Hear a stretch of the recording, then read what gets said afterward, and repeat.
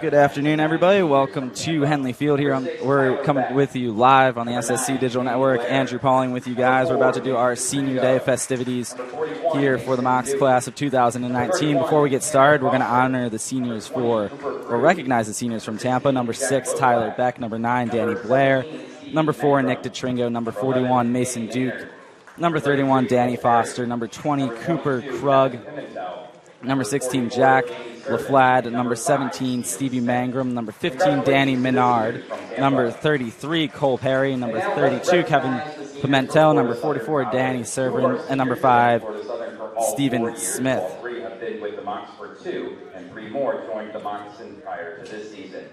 Now time to recognize the seniors for Florida Southern College. 2 of our seniors have been with the Mocs for all 4 years, while 3 have been with the Mocs for 2 years, and 3 more joined the Mocs this year for their senior seasons. Over the past 4 seasons, Florida Southern has won 134 games, won the 2018 NCAA South Regional Championship, and made 2 NCAA tournament appearances, and finished 3rd in the 2019 NCAA Division II National Championship.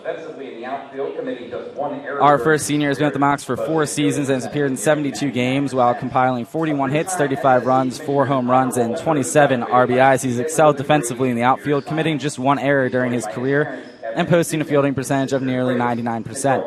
A 3-time SSC Commissioner Honors Roll member, he graduated last weekend with a degree in computer science. He's joined by his parents Kevin and Susan, sister Gracie, and girlfriend Cassidy Watkins. From Merritt Island, Florida, number 1, Ryan Frost.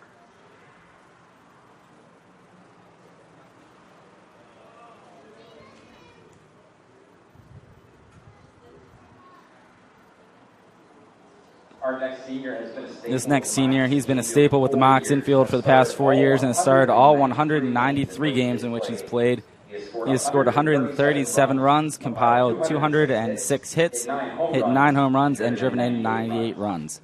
He ranks 8th in school history in games played and is the 18th player in program history with at least 200 career hits. A 2-time SSC Commissioner Honor Roll member. He graduated last weekend with a degree in business administration. He is joined by his parents, Rafael and Maria, and his uncle Shamu, and his girlfriend, Erica Saraca. From Montevideo, Florida, number 2, Pablo Cabrera.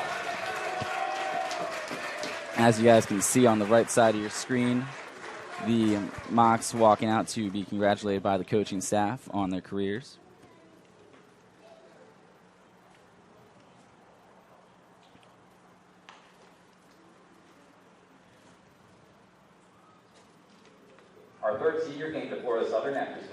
Our third senior came to Florida Southern after spending the 2018 season at the University of Missouri and the previous 2 years at Polk State. This season he's played in 36 games, scored 13 runs, driven in 19 with 2 home runs and 4 doubles. He's thrown out 14 of the 17 runners who have attempted to steal a base when he's behind the plate. Also graduating from Florida Southern with a degree in criminology, he is joined by his parents, Dudley and Valerie, and his girlfriend, Morgan Mobley, from Bushnell, Florida, number 16, Isaiah Colum.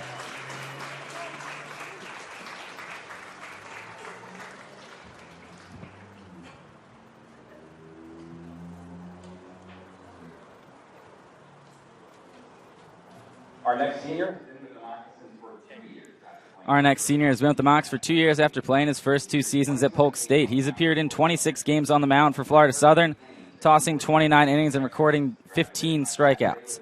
He graduated last Saturday with a degree in economics and finance, and he's joined today by his father Jim and mother Debbie. From right here in Lakeland, number 23, Cole Crowder.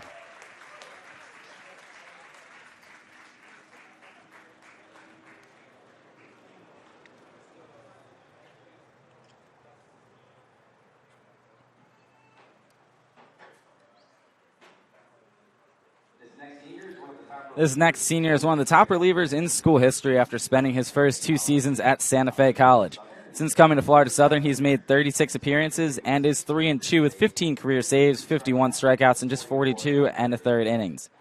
He ranks 4th in program history in career saves and graduated last week with a degree in sports management. He is joined today by his father, Leo, his mother, Rosa. From Mount Dora, Florida, number 25, Leo Rodriguez.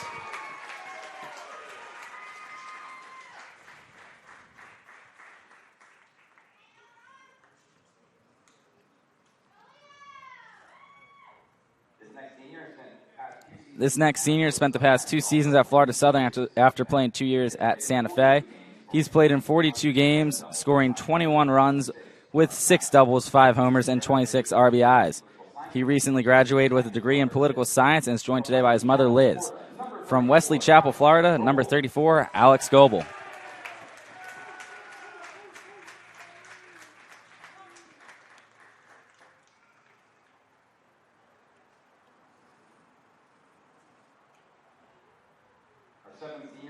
Our 7th senior, he joined the Mocs this season after playing at the University of New Orleans last season.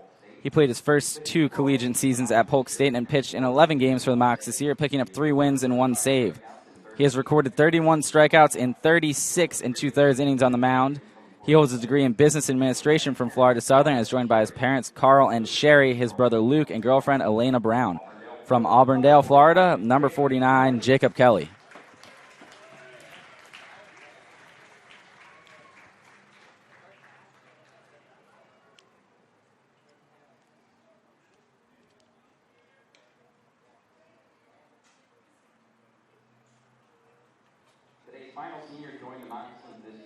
Today's final senior also joined the Mocs this year after playing 2 years at the College of Worcester and 1 year at Seton Hill. He has pitched in 6 games for the Mocs this year and picked up a win in a 24-5 victory over Felician on March 6th. He's tossed 11 1/3 innings for the Mocs while recording 10 strikeouts. He is currently finishing his master's in business administration at Florida Southern and is joined tonight by his parents, Paul and Monica. From Youngstown, Ohio, number 51, Alec Hammond.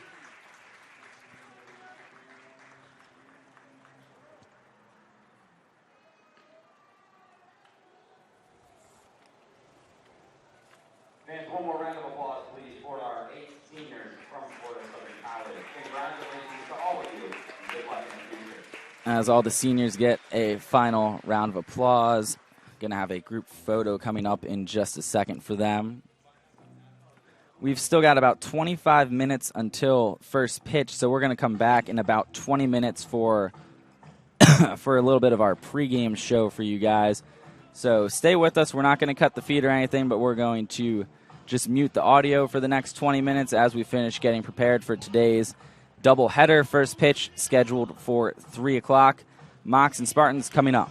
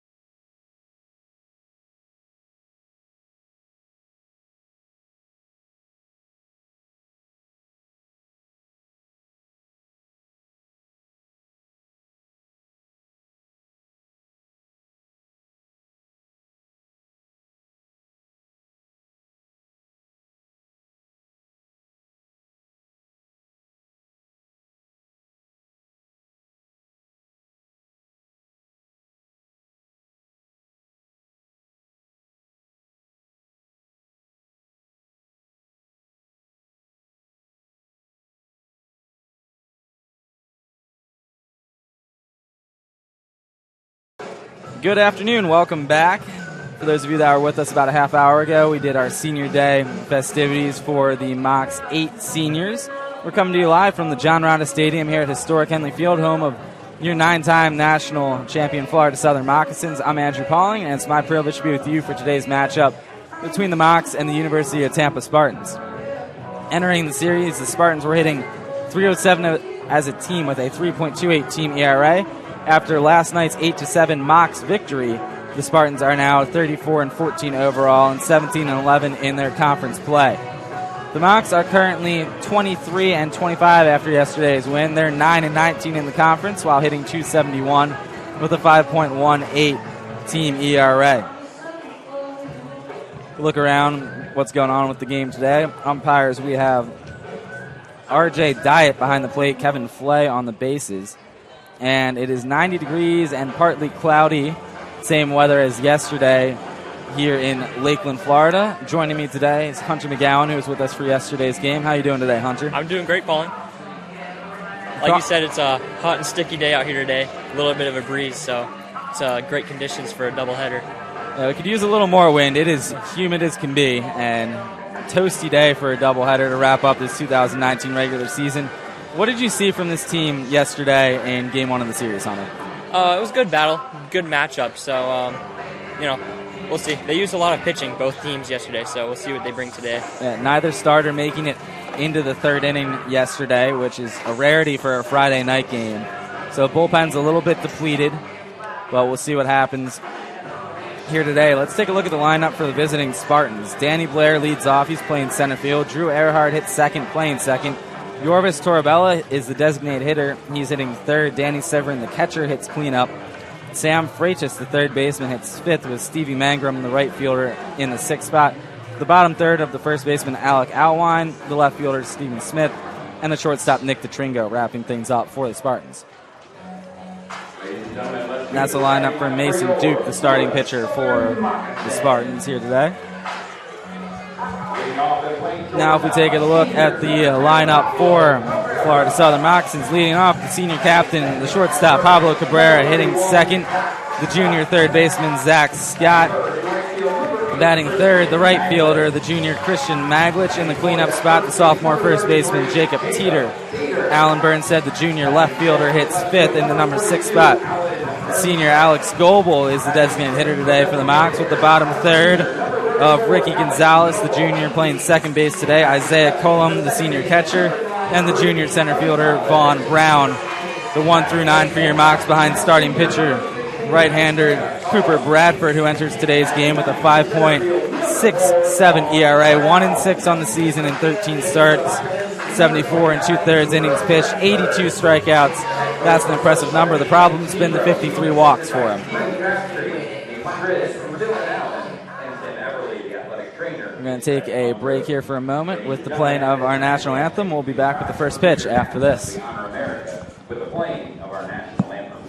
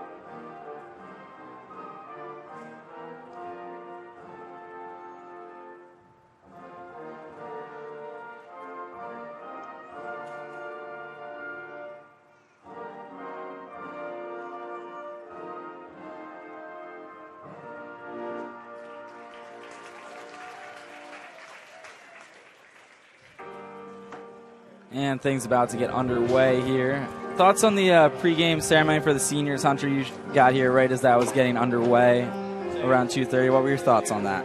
I thought it was a great way to recognize all the seniors, have all their family and friends on the field there with them, take some pictures afterwards. So I thought it was a good ceremony. It was pretty neat. It's always a cool thing to see.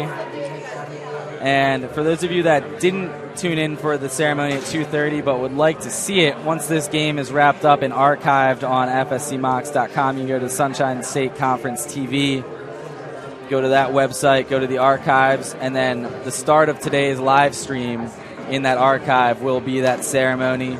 So if you want to go ahead and watch the 5 to 10 minutes that the whole thing took and you didn't watch it earlier, you can feel free to go ahead and rewatch it or check it out on the on-demand part. And that'll be available after we archive this game. And again, the defense for the Mocs in the outfield from left to right, Burnstead, Brown, and Maglich in the infield. At third base, Zach Scott with the double play duo of Cabrera and Gonzalez up the middle, and Teeter over at first with Coble behind the plate. Coble has the designated hitter duties in game 1 of this doubleheader after catching last night. And last night, lengthy game, nearly 5 hours, 4:48 in total, counting the hour of the lightning delay. So it was nearly 4 hours of game time plus the additional hour of lightning delay. And that kind of stinks if you're Tampa to have that, because they didn't get a hotel or anything. They drove back to UT. So you got to drive back, the 40 minutes or whatever it is to UT from here. Get back to their dorms, all that stuff, and then get up and drive back here today. So that's a tough turnaround for them. Yeah, having a long game like that, it's tough especially playing the day after. Usually the team who can get out to a good jump to start the game usually comes out on top. And we saw that was a huge win for the Mocs yesterday because it prevented Tampa from winning the conference. Tampa needed a sweep to win the conference. They're not going to get it after yesterday's victory, and that was huge for the Mocs to play spoiler.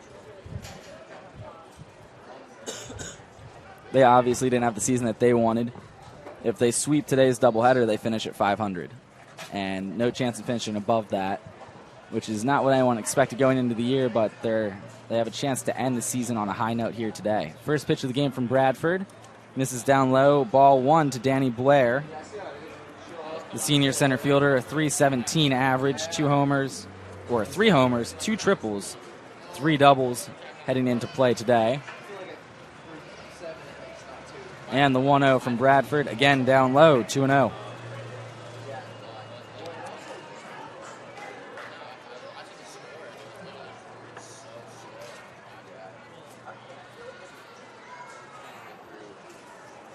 The windup and the 2-0 offering from Cooper. Blair squares around, pulls back, 3-0, and Bradford yet to throw a strike. We saw that last night. The first 3 pitches of the game were low, below the zone for balls.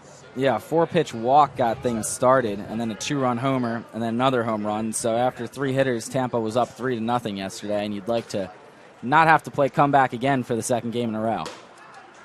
Called strike, 3-1.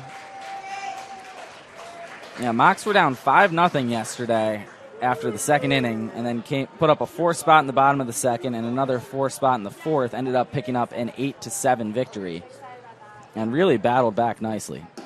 That one's down and in, ball 4.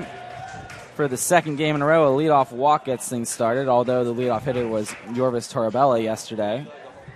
Today's leadoff man, Danny Blair, now on first, with Drew Earhart, the second baseman, hitting .288 coming up to the plate. 10 doubles, a pair of homers, and 21 RBIs for Drew. Hit a 2-run homer his first at-bat yesterday. Finished the game 3 for 5 and a triple shy of the cycle. Breaking ball, up and in, ball 1. Now, as we said in the opener, the walks have been the issue for Cooper all year. That's his 54th walk in 74 2/3 innings pitched. He does have the strikeout numbers. They're there, 80-plus strikeouts, but the walks have just really continued to hurt him.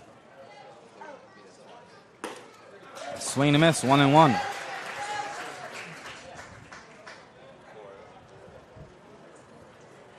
And that's the thing that you'd imagine the coaching staff is really going to have him try to focus on over the summer and the fall, is to be more effective his senior year with avoiding the free bases.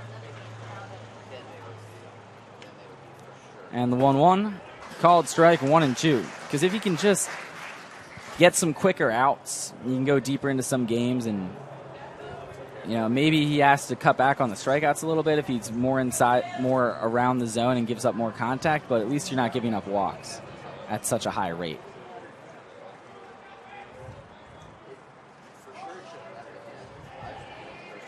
Yeah, he's only a junior right now, so he'll have the summer to work on that and possibly have a great senior year if he can fix those kinks.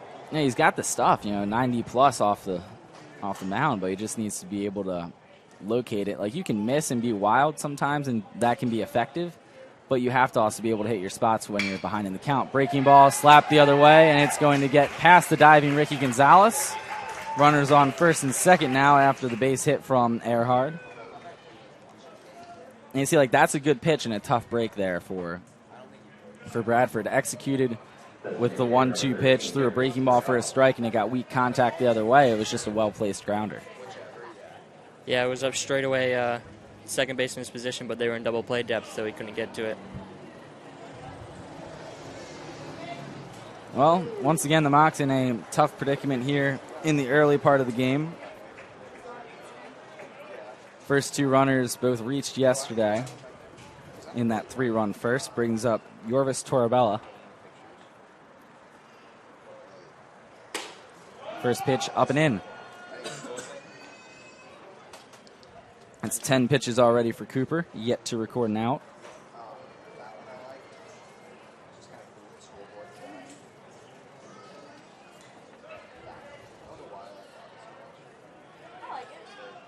And the 1-0. Called strike on the fastball. 1-1 evens the count back up.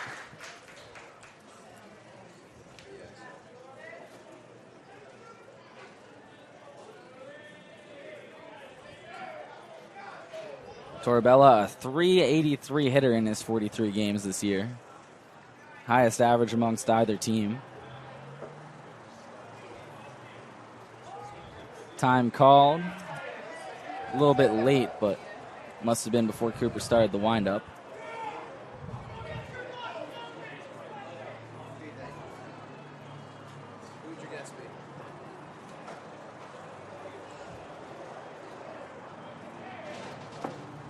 And the 1-1 from Bradford. Up and in, 2-1. That fastball missing high.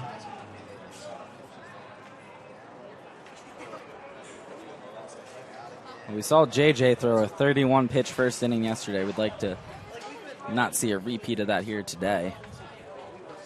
And what was his first, rough inning of the year. His first 20-something innings had all been pretty darn good.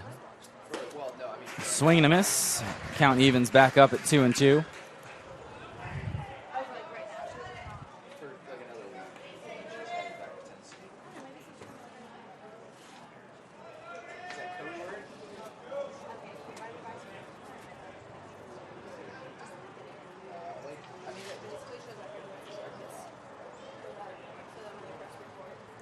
And the 2-2 from Bradford. Popped up, foul, out of play.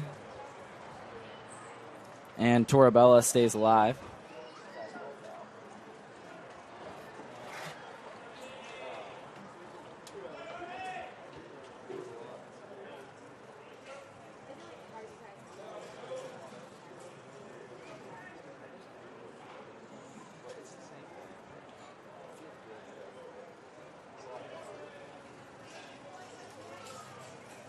Another 2-2 on the way from Bradford. The windup and the pitch. Breaking ball up and in. Count runs full.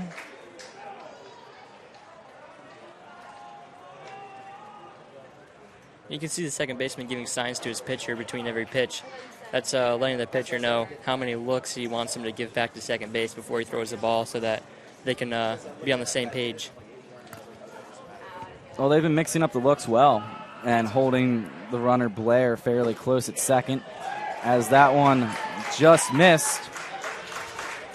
Cullum wanted the call, so did Cooper. Second walk of the inning loads the bases for the cleanup man, Danny Siverin, as Earhart to second and Blair to third. And that was a very good point. You didn't want them to try to put on a hit and run or try to have a double steal throughout that at-bat for Torabella. Because Blair on second can run. He's 10 of 12 in stolen base attempts, so you've got to try to keep a guy like that close to the bag.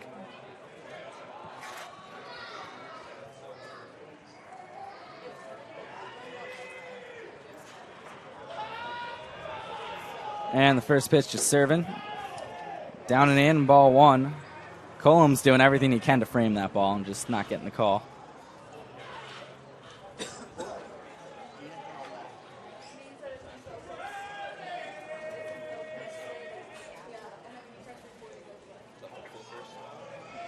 And the 1-0. Breaking ball. That one's a strike. 1-1.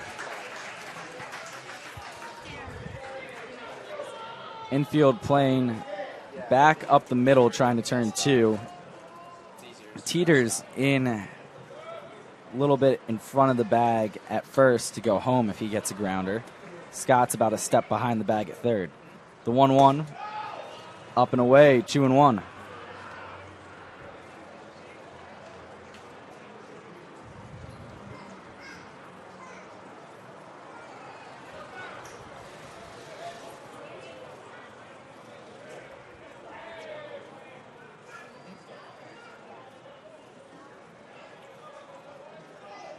And the 2-1 on the way. Called strike, 2-2. It's 20 pitches now for Cooper, still looking for an out.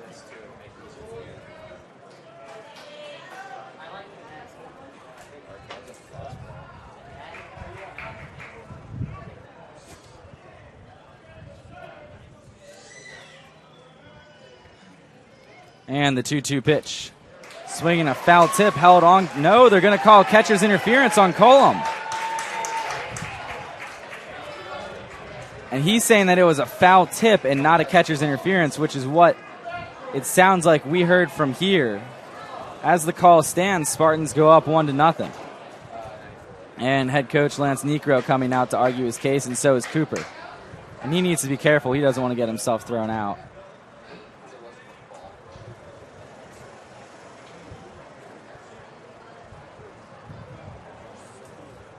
Yeah, and they're going to stick with the call. A catcher's interference allows Servin to reach. That's the first one that I've seen from a Mox catcher all year. As Blair comes around to score, Earhart to third, Torabella to second. And Coach Necro at least coming out for an explanation, if nothing else. That's a tough break for the Mox right there. That one's down and in, ball one to the third baseman, Sam Freitas. Yeah, definitely a tough break. Colum definitely surprised by the call, but everyone else seemed to go with it. Not too much of a fight. It was probably the right call, just a tough break. And the called strike, 1-1. Yeah, when Cooper went in, I thought he was going to get himself in some trouble there, but then he held his cool fairly well, and give him his credit for that. He looked like he was coming in hotter than he ended up being, so yeah. that was a good level of maturity that he ended up showing. As a swing and a miss, gets a 1-2 count now for Freitas.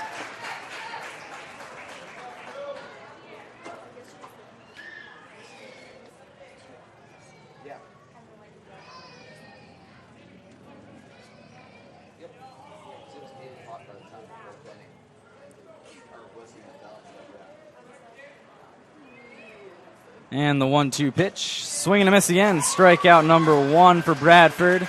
And that's the first out of the ball game. Bases still loaded for Stevie Mangrum, the right fielder for the Spartans. Comes into play today, hitting .323 on the season with 9 home runs.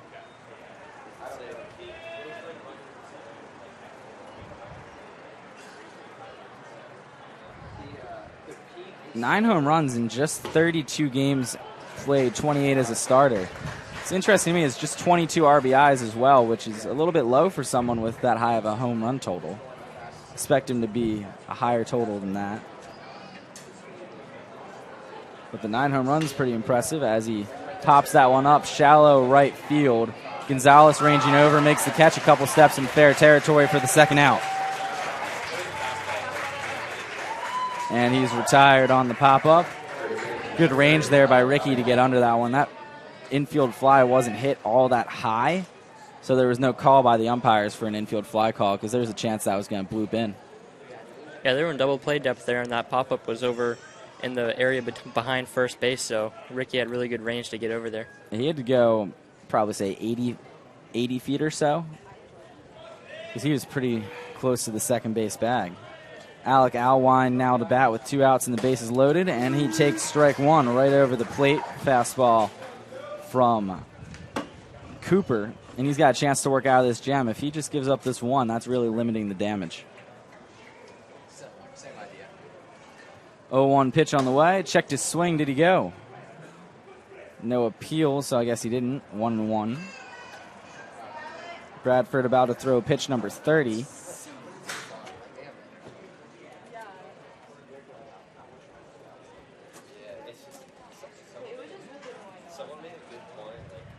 Two outs, bases loaded. The 1-1 pitch misses down and away. 2-1.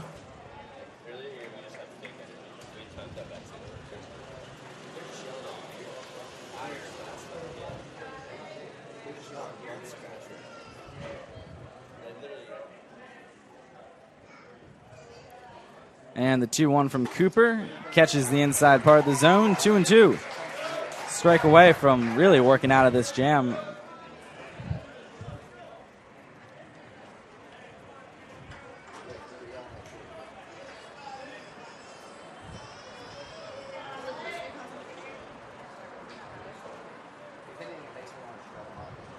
And the 2-2 delivery. Grounded in between first and second. Diving stop by Teeter. Kicks off of his glove and goes all the way to right field. Maglich has it. His throw is going to go into second. That'll be a 2 RBI single for Alwine. Spartans again with a 3-0 lead. Earhart and Torabella both come around to score on the second hit of the inning for Tampa.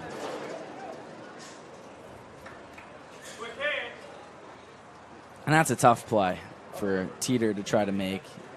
No way you can give him an error on that, but I'm sure if you ask him that there's a shot, he definitely should have come up with that on the dive attempt there. And the deflection didn't help either. Kicked it out into right field, and instead of getting a good kick off the glove where it maybe could have went to Ricky and kept it in the infield and just allowed 1 run to score. Tough break there for Teeter, who's as sure-handed as they come over at first base. Strike 1 to Steven Smith as that fastball gets in over the plate. Yeah, Ricky made a good effort to try to catch that ball off of the deflection off Teeter, but just out of range of his outstretched glove.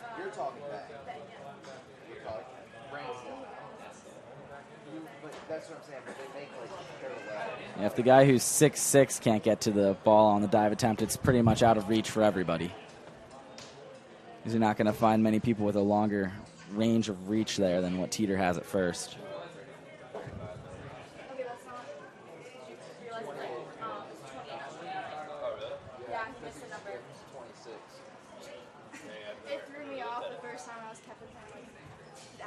And the 1-1, down and in, 2-1.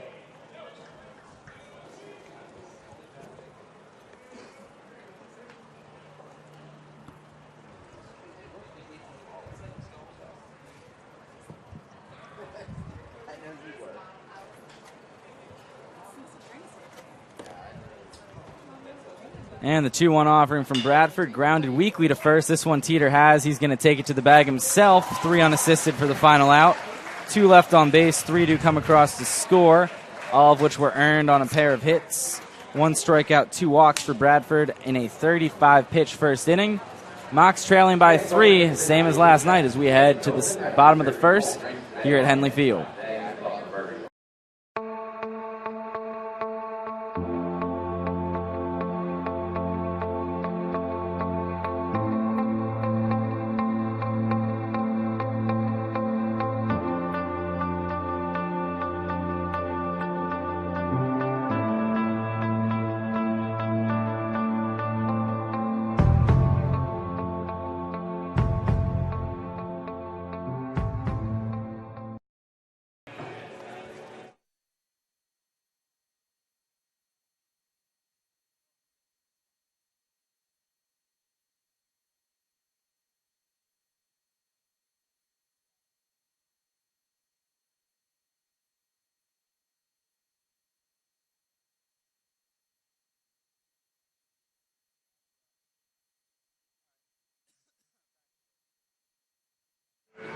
And we're back here on the SSC Digital Network. Andrew Pauling, Hunter McGowan with you guys.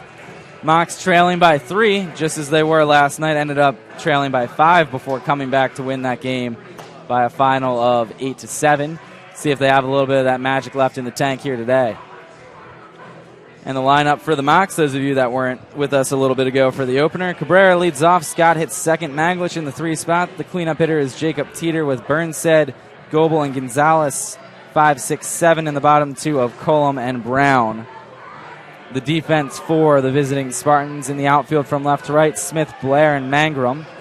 In the infield, at third, Freitas up the middle at short and second, respectively, Tolibera and Earhard with Alwine at first.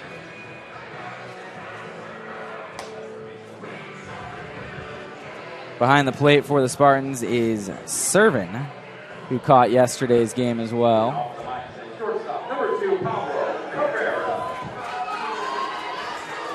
The shortstop and senior captain Pablo Cabrera set to lead things off. 255 in his senior season. Pablo, one of 18 Mocs with more than 200 hits in his career. Collected number 206 last night. Scored over 130 runs, is 2 RBIs shy of 100 for his career. Eighth in school history in games played, and he fouls off the first pitch of his at-bat. He's behind 0-1. All-around outstanding career. That'll be coming to a close after today's doubleheader.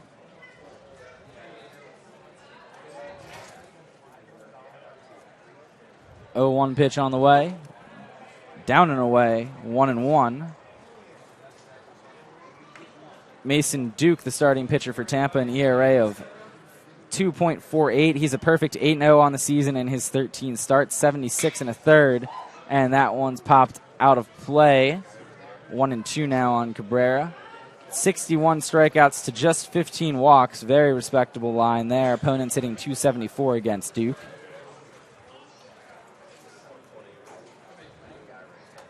Like we said yesterday, it seems like everybody that Tampa has that can pitch has a sub-3 ERA. The 1-2 pitch, swung on, missed. No tag applied, throw to first in time. Cabrera retired on strikes to get the game started.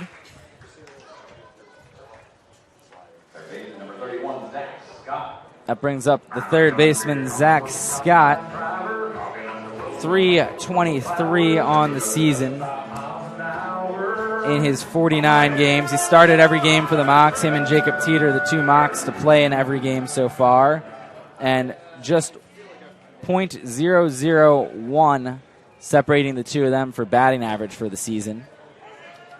As Scott takes strike 1 there. And it'll be interesting to see at the end of the doubleheader because the team batting title very much so up for grabs between the 2 of them.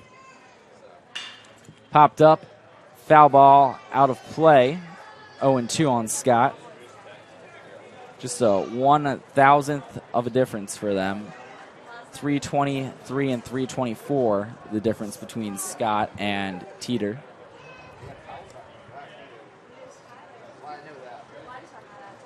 And the 0-2 lined the other way, softly hit to right field, has a chance to drop in, and it will. Going to be missed by the right fielder. Scott's going to try to get to second, and he will with a stand-up double. See if they give him a single and an error or just a double. Looks like it's going to be a double for the official ruling.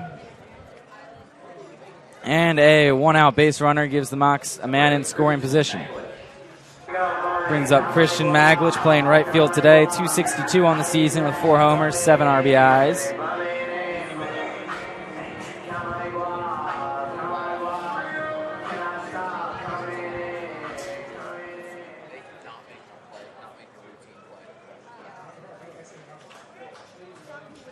Last night, Maglich 0 for 3, 3 strikeouts, and walked twice, so he did reach base a couple of times.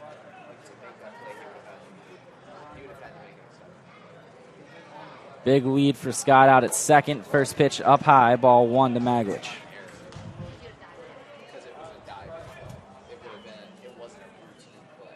That's a good start for the Mocs to get the leadoff runner on second base after going down 3-0.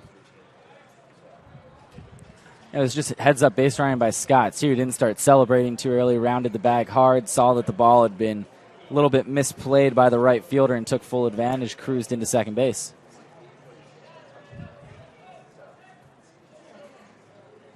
Which, for argument's sake, let's say that brings up his average, that .001, and ties him with Jacob Teeter now for the team lead in batting average.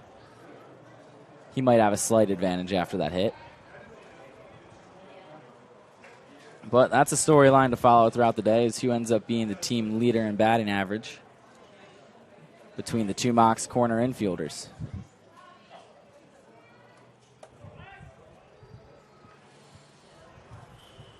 1-1 pitch on the way. Maglich pops it up. Out of play, 1-2. 10 pitches now for Duke, and Maglich today getting his first looks in the outfield. Was the designated hitter yesterday for the Mocs.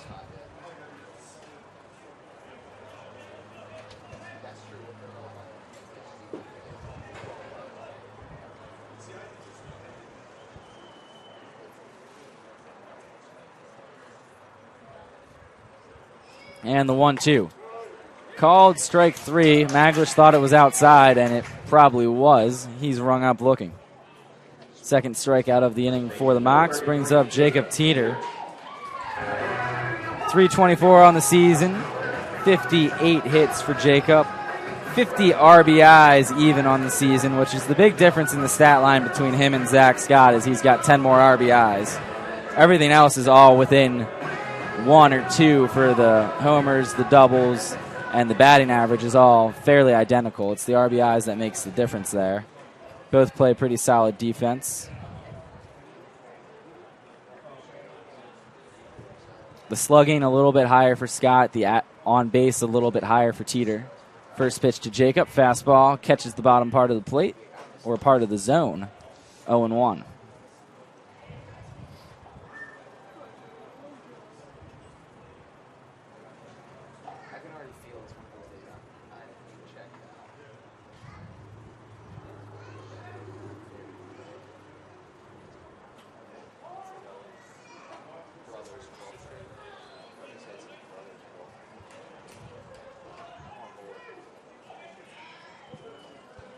Single should score Scott from second with 2 outs. And the 0-1 misses outside. 1-1 to Jacob.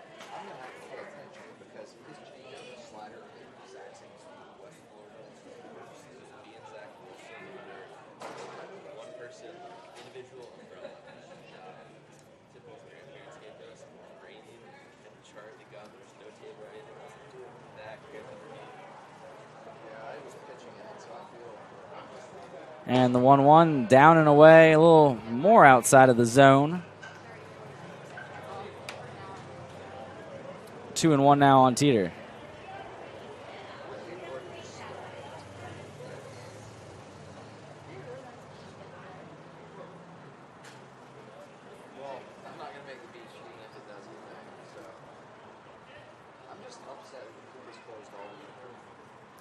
And the 2-1 breaking ball, called strike, 2-2.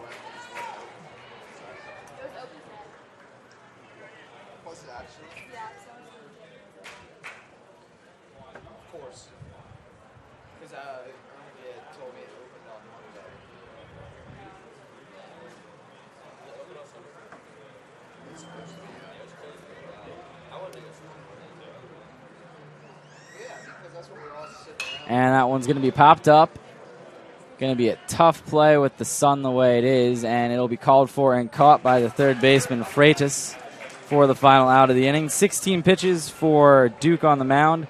2 strikeouts, 1 hit, the double to Zach Scott. The Mocs leave him stranded and are still trailing by 3 as we head to the second here at Henley Field.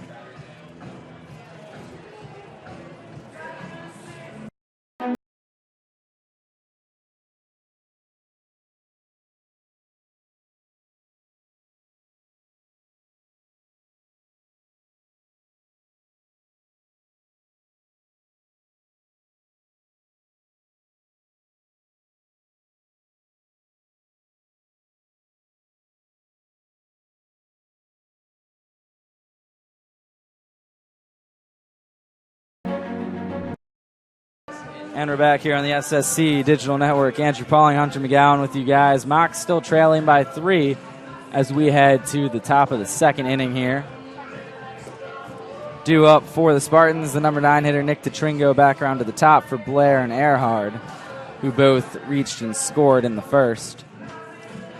Looked like we were going to get out of that jam there with just the 1 run, and then the 2 RBI lucky single for Alwine. 2 well-placed ground balls and a few walks, what really hurt Cooper there in that first inning.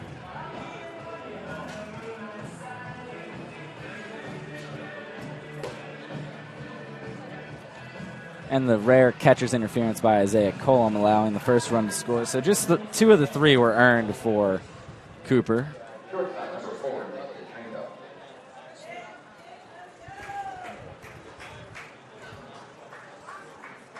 Last night, DeTringo 0 for 3 with a sacrifice fly.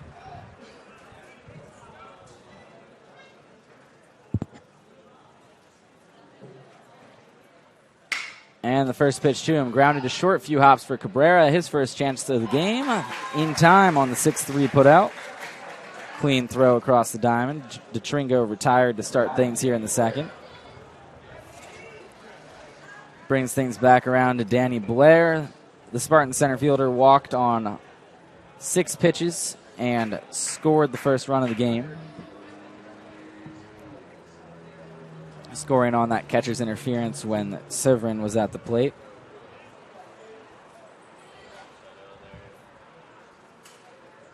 And the first pitch to him, squares around, pulls back, called strike, 0-1. It's key that Cooper has a couple of quick innings here to make that pitch count more manageable. And the 0-1, chopped up the middle, big hop for Ricky, has time, throws over, 4-3 on the putout. 2 quick ground outs on 3 pitches for Cooper Bradford, and there's 2 away now in the top of the second.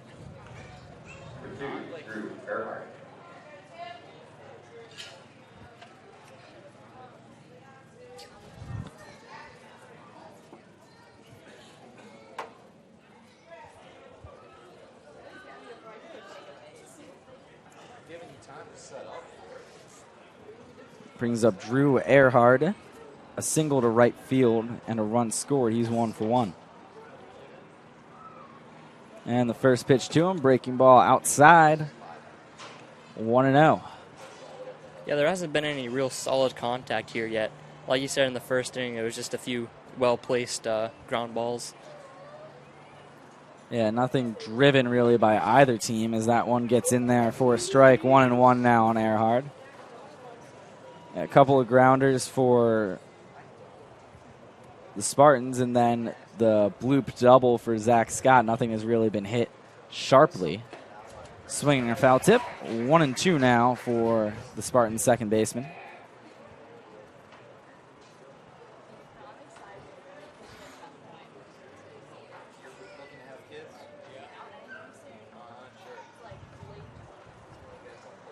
And the 1-2, fastball up and away, 2-2.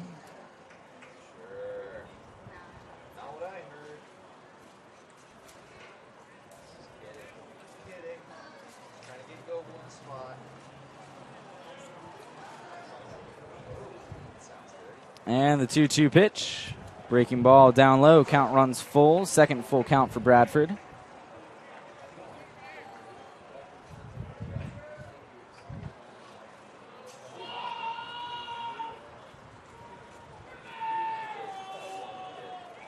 And the payoff pitch from Cooper. Chop to third, a big hop. Scott back pedals, throws across the diamond. In time, he gets him at first. A nice play by Zach Scott. 3 ground outs, just a 9-pitch inning for Cooper Bradford. He's at 44 through the first 2. And the infield bails him out there on a fine play by Zach Scott with a throw from deep in the hole at third, off balance, backpedaling. Fired a missile to Jacob Teeter, and the sides retired in order as we head to the bottom of the second here at Henley Field.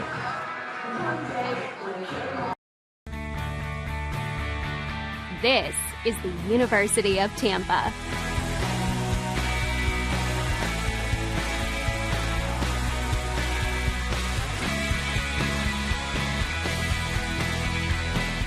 Explore your dreams. Discover your talents. Get ready to invent, innovate, and be a leader. This is the University of Tampa. And we're back here, coming to you live from the John Rada Stadium. Mocs still trailing by 3 as we head to the bottom of the second. Alan Burnstead, Alex Coble, Ricky Gonzalez will be your first 3 Mocs to hit.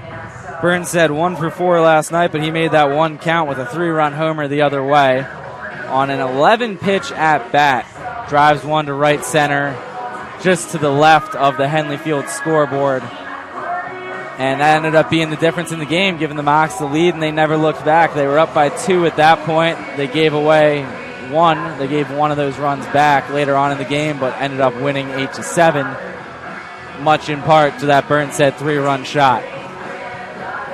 Just battled and battled, an 11-pitch at-bat,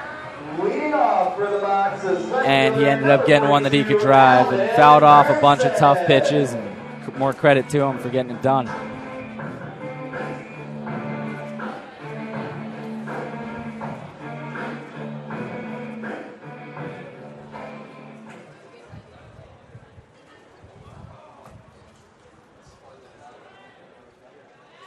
And the first pitch to Allen, big swing and a miss. He's down 0-1.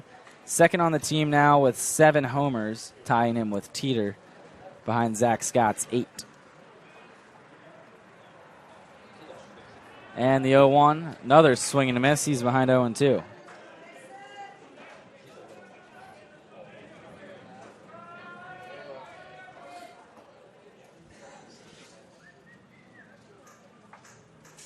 And the 0-2 from Duke.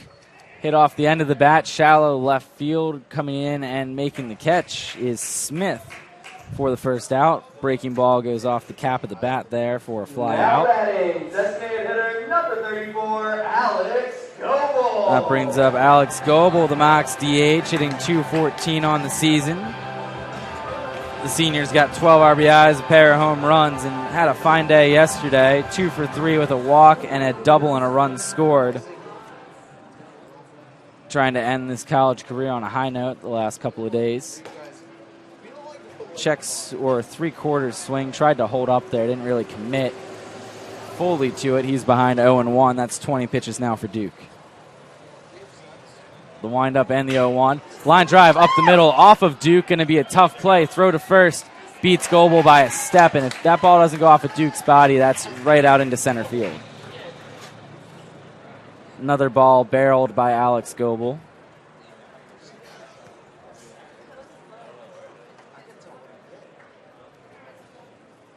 And Mason's going to try to walk it off. That looked like it got him somewhere in the throwing arm. Yeah, he's shaking out that right hand.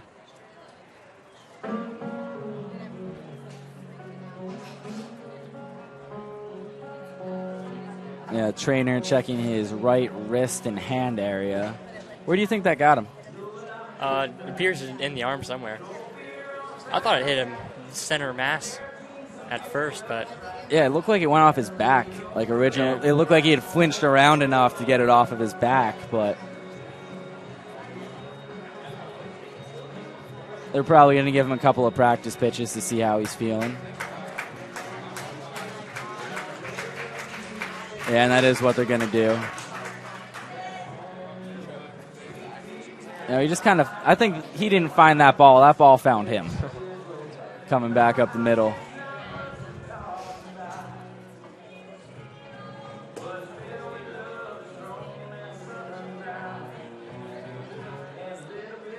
Yeah, trying a breaking ball here. Looked like it still had some movement to him, but it's always weird when you see a guy do multiple pitches to test out if they're okay after something. It's normally a one and done type thing. Okay, that didn't hurt too bad, let's go. Or, yeah, that hurt really bad, I'm done. But he takes 3, which is his prerogative to do so, I suppose. You just normally don't see it. Now batting, second baseman, number 9, Ricky Gonzalez. Oh, Gonzalez will now hit with 2 outs in the inning.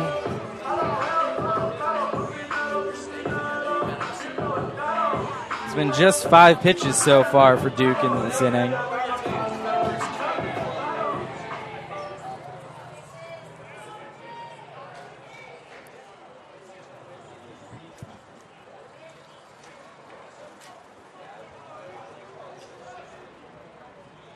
And the first pitch on the way to Ricky, lined out of play, 0-1. Gonzalez, 284 on the year, 10 doubles, second on the team there, 9 RBIs.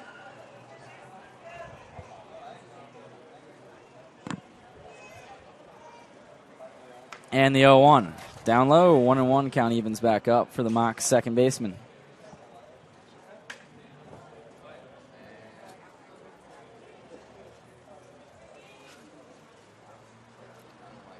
The windup and the 1-1. Chopped off the plate to third. Going to be a tough play with Gonzalez's speed. Throw beats him by a step. 5-3. Freitas to Allowine on the putout. And that inning took just 8 pitches. So he beats the 9 pitches thrown by Bradford in the top of the second. It's 24 through 2 innings of work for Mason Duke now. Mocs still trailing by 3 as we head to the top of the third here at Henley Field.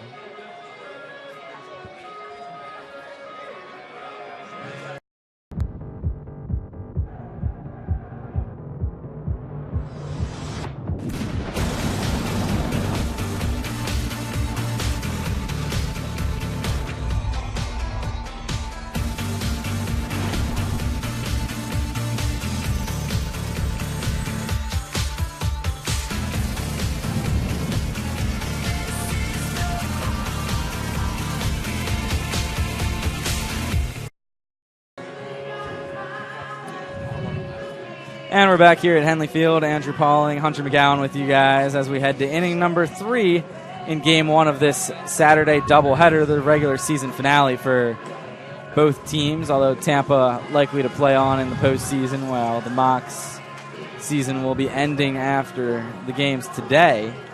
Due up 3, 4, 5 in the lineup for the Spartans. Yorvis Torbala, Danny Servin, and Sam Freitas all scheduled to hit in this inning. Both pitchers retiring the side in order in their respective halves of the second inning, which was nice after a lengthy first inning that took over a half hour. The second inning in total took about 8 minutes. So that was really nice.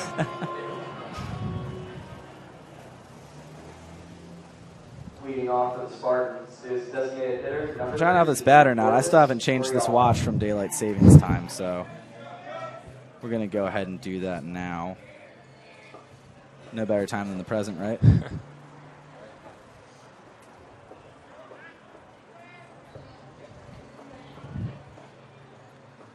First pitch of the inning, called strike on the inside part of the plate, 0-1 for Torabella.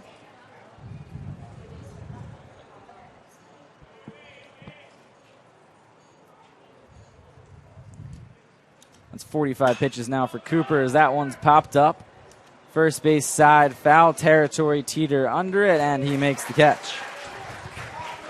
Quick out number 1 here in the third brings up Danny Servin. Reached on a catcher's interference on a 3-2 pitch back in the first. Servin, 353 on the season. 5 homers, 43 RBIs.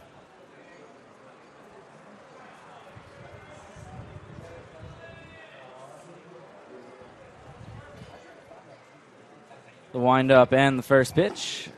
A little bit down, 1-0.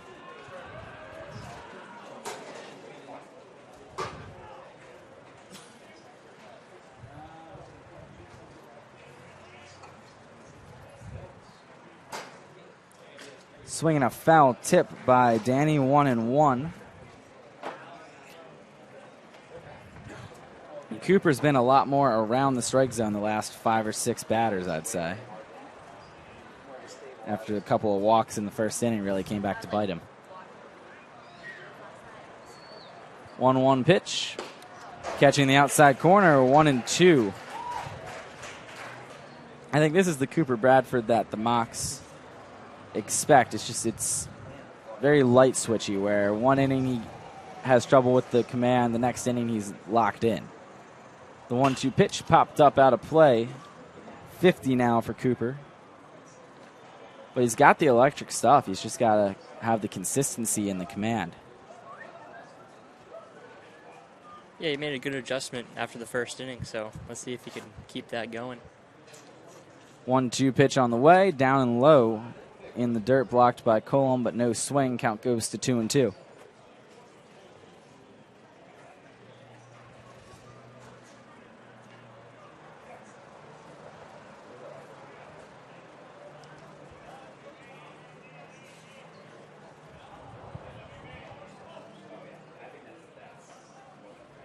The windup and the 2-2 pitch. Swung on and missed. Strikeout number 2 for Cooper Bradford, and there's 2 outs now on the top of the third. Now batting third baseman, number 28. That brings up Sam Freitas. The third baseman's 0 for 1, struck out in his first at bat.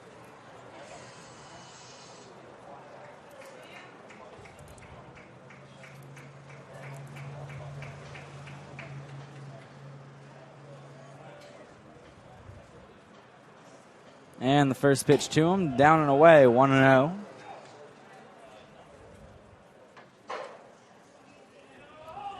Pretty solid crowd here today. One of the more packed crowds we've had all season, if not the most, in part because Tampa's close for a visiting crowd, as that one misses high, 2-0. And, of course, with it being senior day, extra family members and friends in attendance.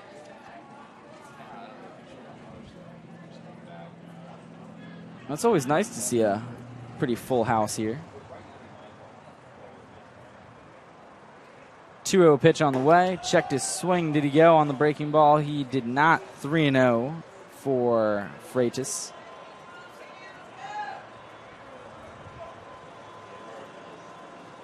Yeah, it's always nice to be on that field and have a large supporting crowd behind you. That one's in there for a strike. 3-1 after that fastball catches the upper part of the zone.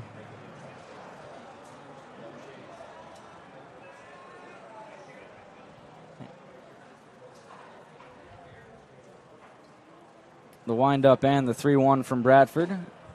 Catching the corner, 3-2. Count runs full. That's the third full count for Cooper. And he's got a chance to retire the side in order here in the third. Execute here on the payoff pitch.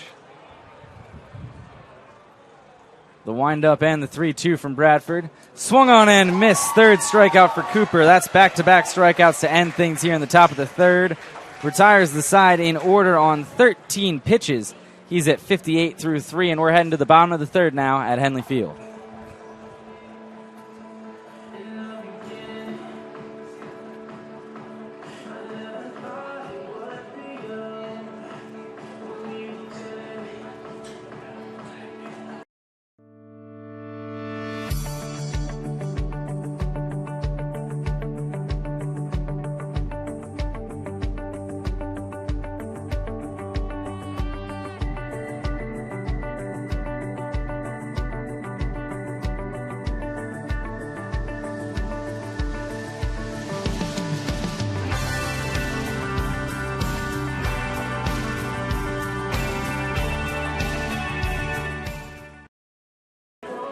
And we're back here at Henley Field. 2 out for your Florida Southern Mocs. Bottom 2, Isaiah Cole and Vaughn Brown. Then back down to the top for Pablo Cabrera. After Cooper Bradford really locking in the last couple of innings, getting that pitch count a little bit more reasonable, and a couple effective innings, retiring the last 7 consecutive Spartans that he's faced. And that's always, you know how on the MLB broadcast they'll do the keys to the game and that kind of stuff? That's always the key for Cooper, is avoid the walks, and good things will happen because he's got the stuff to get guys out. It's just when you have a couple free base runners and then a C&I's grounder gives you a couple of runs, then that's when he gets into trouble. But when he's right around the zone, he's untouchable.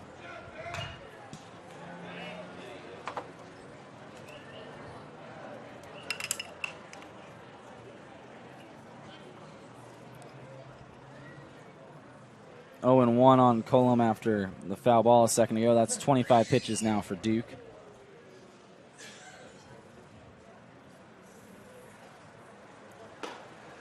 That one catching the inner part of the zone. 0-2 on the Mocs catcher.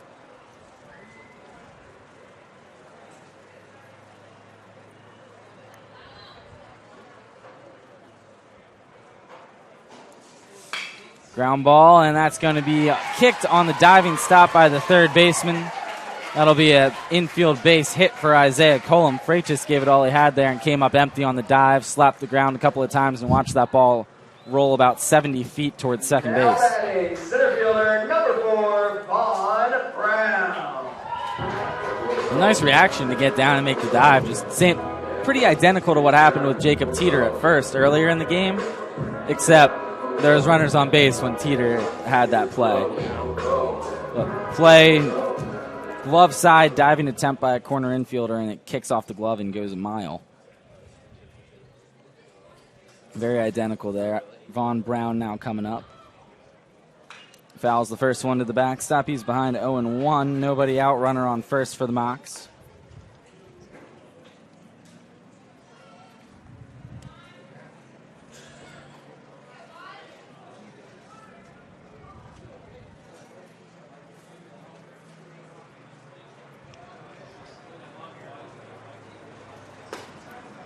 Called strike 0-2.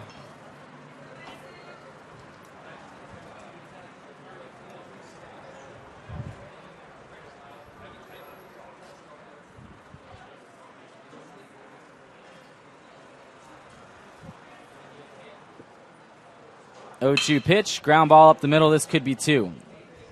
Feed to second in time, throw to first. Not in time. Vaughn beats it out.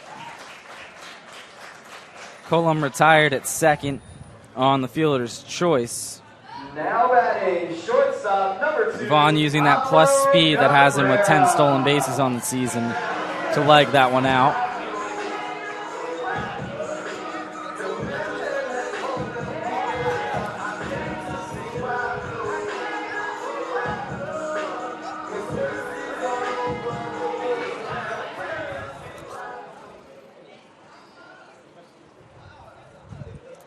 Pitches now for Duke. Cabrera batting with a runner on first.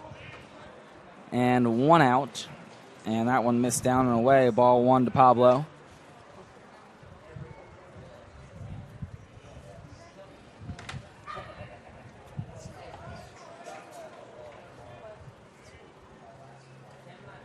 And the 1-0. Outside. 2-0 now on Cabrera.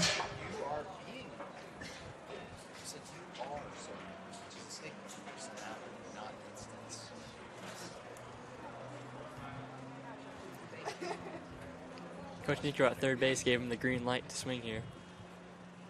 See what he can do with it. Takes it for a strike, 2-1.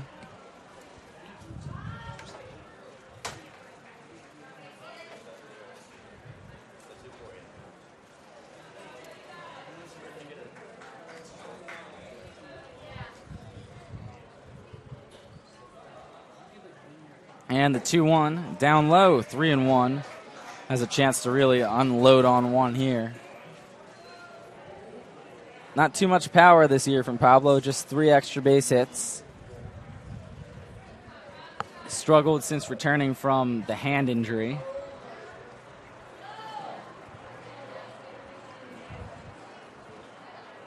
Pickoff move, Vaughn's back in.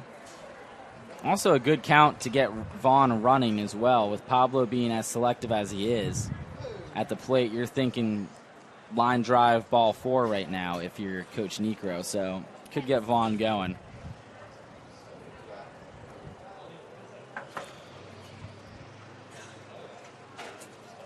And he does go. The 3-1 pitch in the air, left field, hit a ton. And this one is going to be a fair ball. Arrivederci, a 2-run homer for Pablo Cabrera on senior day. Mocs trail by 1 as Cabrera unloads on the 3-1 offering from Mason Duke.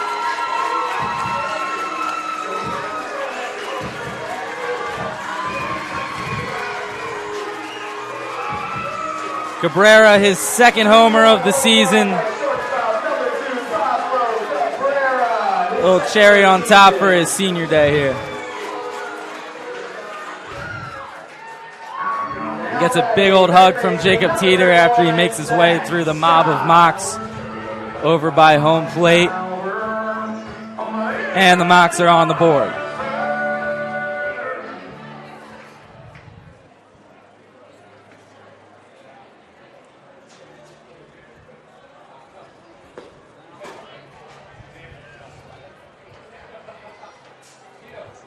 Ball one misses to Zach Scott. Those are RBIs, 11 and 12 for Cabrera. And the 1-0. Lined foul into the backstop, 1-1. How about that for a 3-1 green light there? Yeah, Pablo got a nice standing ovation from the home crowd as well after the home run. That one inside, 2-1. And that's one of those moments where it got loud here, and even I had to shut up for a second just to let everybody hear how loud the crowd was for their senior shortstop. Popped up. Fair territory drifting foul, though. Third baseman Freitas calls for it and makes the catch in foul territory. Scott retired for the second out of the inning, brings up Christian Maglich. Now batting right fielder number 8, Christian Maglich.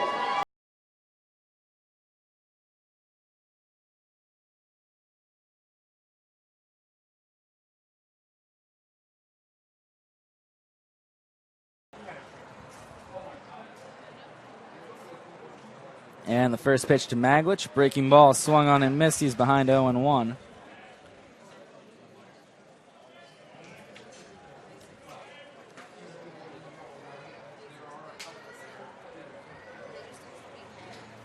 Wind up in the pitch. Down low. Checked his swing. Did he go? He did on the appeal to Kevin Flay, the base umpire. 0-2 on Maglich.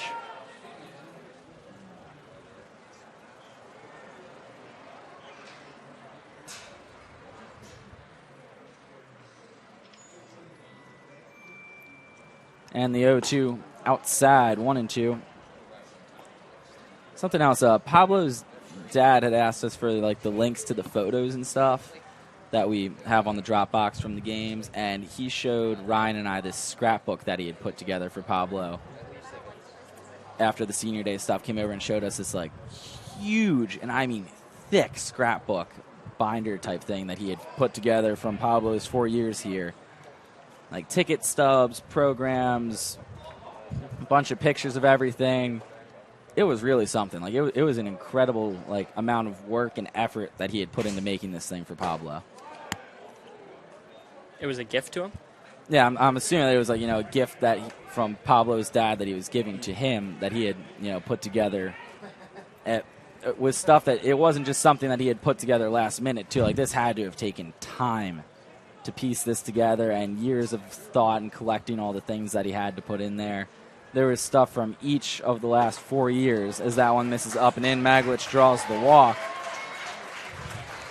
And he paged through it a little bit for us to take a look at it because he had been talking to us about it throughout the season. He's like, hey, this is what I've been working on. Take a look at it. It was neat.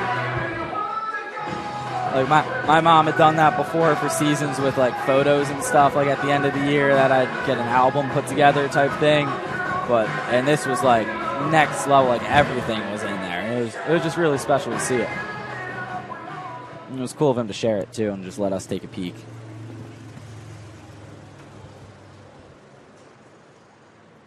First pitch to Jacob Teeter, line to second, caught, and that's the third out of the inning. As Teeter lines out to Earhart to end things. Mocs strand one. They get two back courtesy of the two-run bomb by Pablo Cabrera. Mocs down 2-3 as we head to the fourth here at Henley Field.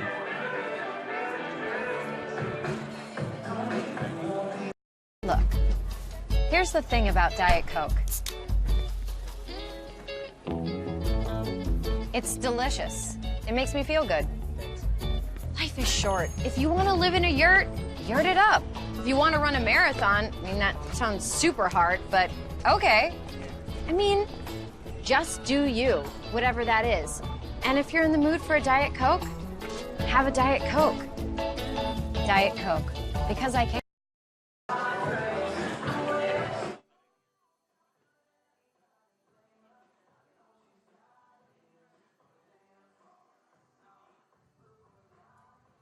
And we're back here at Henley as we head to the bottom, or top of the fourth, I should say, in game one of this doubleheader here on this Saturday afternoon in Lakeland, Florida. And it's getting toasty out. 90 degrees with that Florida humidity that feels like it's at like 250%. Yeah, we're sitting here in the shade, and it's still pretty warm and humid. Yeah, it just feels heavy out, you know? Yeah. A little bit more of a breeze would go a long way. I don't know if you can pull any favors with anybody to get that done, but... Yeah, that flag out there is not moving. No, that thing is not moving an inch. It is dead air out here.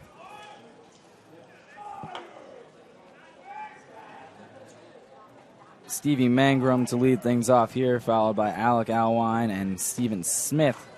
First pitch gets in there for a strike, 0-1 to Mangrum. Popped up to second. He's 0 for 1.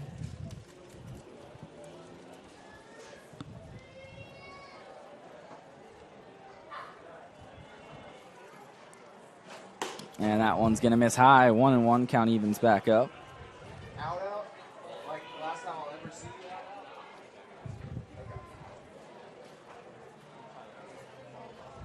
you. The windup and the 1-1 from Bradford. Swung on, missed. Blew the fastball by him, 1-2.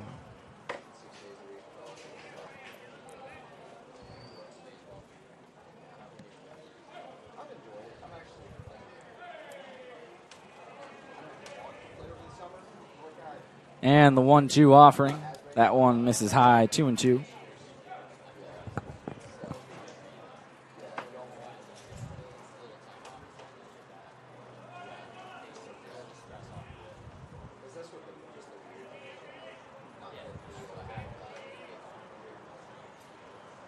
And the 2-2 pitch fouled off. Mangrum stays alive.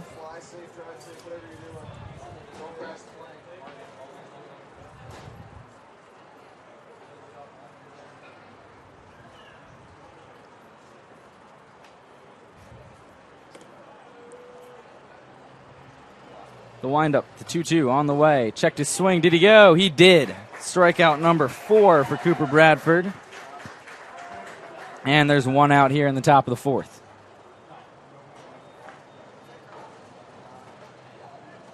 Now bring up Alec Alwine, a 2 RBI single.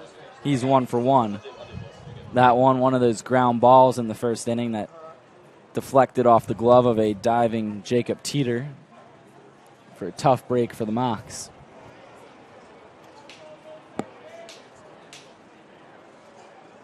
And the first pitch to him down low, 1-0.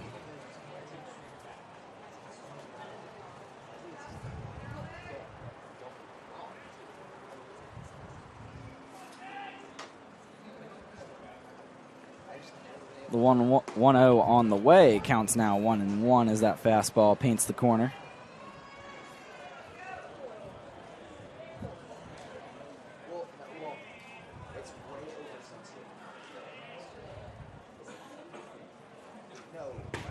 And another fastball inside corner this time, 1-2 for Tampa's first baseman.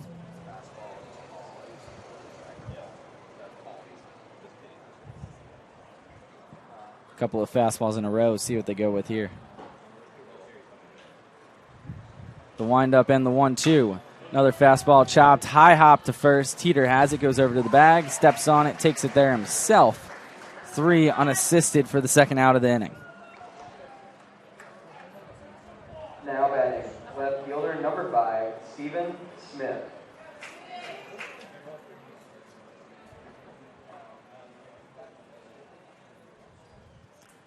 Brings up Steven Smith, the Spartans left fielder, 0 for 1. He also grounded out to Teeter.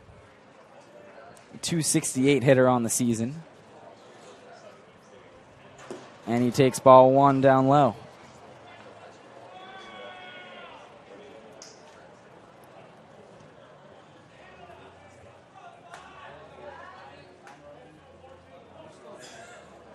The windup, the 1-0. Called strike, 1-1. The wind's picking up some now, blowing in from right field. Yeah, it is coming in hard now from the way the flag's moving out in center. The 1-1 pitch popped up, backstop out of play, 1-2.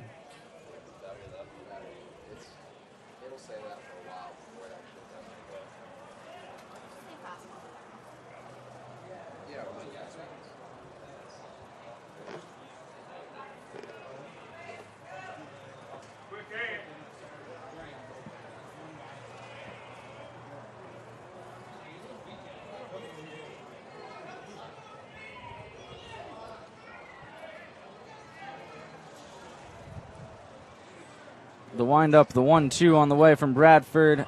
Breaking ball a little bit outside. That's a good pitch. 2-2 now for Smith.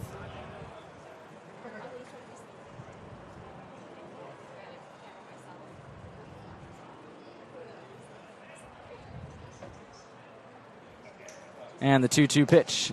Swing and a miss. Got him on strikes. 5th strikeout of the game for Bradford. That's his 2nd of the inning. He's struck out 2 in each of the last 2 innings. And the Mocs still trail by 1 as we head to the bottom of the 4th here at Henley Field.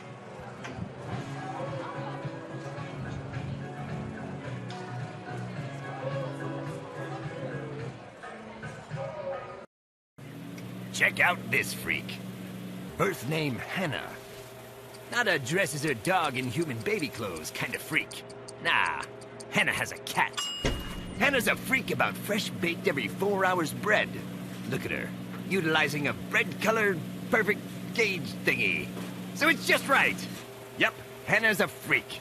The kind of freak that makes the world a better place to eat. Freaky fresh, freaky fast, Jimmy John's, freak yeah. And we're back here on the SSC Digital Network. Andrew Pauling, Hunter McGowan with you guys. After that 15-pitch top of the 4th by Bradford, he's retired the side in order each of the last 3 innings. What have you seen him do differently to kind of change the tone after that 3-run top of the 1st? He did a great job turning around after the 1st inning. Started hitting his spots a lot better and, avoiding contact from the hitters. Still has yet to really give up a barreled ball so far in the game, so that's been a good sign. Mocs will have Burnside, Coble, and Gonzalez, 5, 6, 7 in the lineup due up here. That trio, 0 for 3 combined. They were retired in order in the 2nd inning. See if they can change the luck here a little bit in the 4th.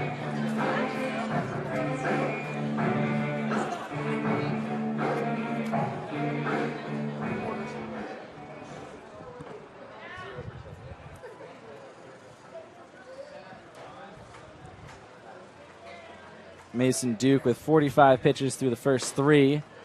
Tosses a breaking ball that's swung on and missed by Burnside for strike 1 here in the bottom of the 4th.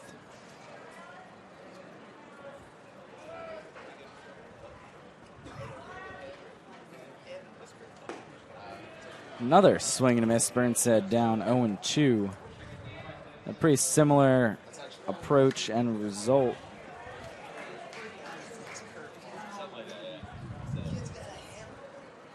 And the 0-2. Hit on the 1 hop to short. And throw over is just in time to get him. First out of the inning, 6-3 on the putout. Now batting, designated hitter number 34, Alex Coble. That was DeTringo making the play there. Brings up Alex Coble, a 1-3, put out his first at bat, hit that sharp comebacker to Mason Duke. Went off of his wrist and hand area on his pitching hand. He stayed in the game, obviously, as he's still out there. That breaking ball swung on and missed. Coble is behind 0-1. But he's been barreling the ball up pretty well so far this weekend. Couple of hits yesterday, a couple of key contributions, and a solid game behind the plate as well. 50 pitches now for Duke and an 0-2 count for Coble, quickly behind.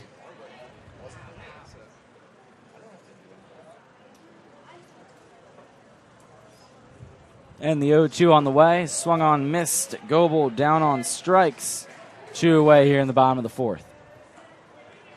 Now batting, second baseman, number 9, Ricky Gonzalez.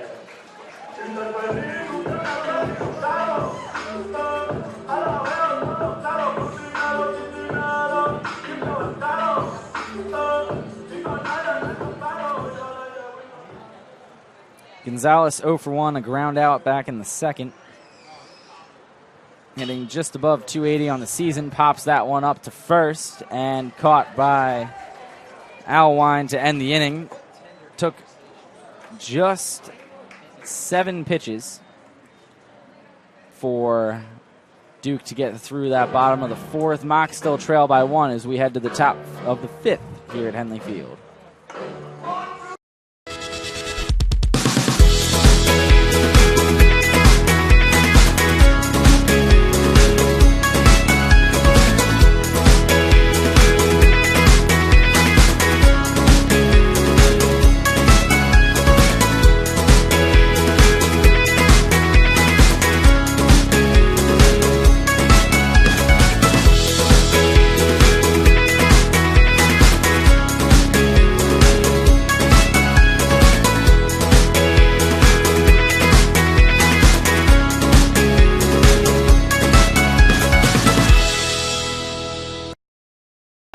And we're back here at Henley Field. Andrew Pauling, Hunter McGowan with you guys.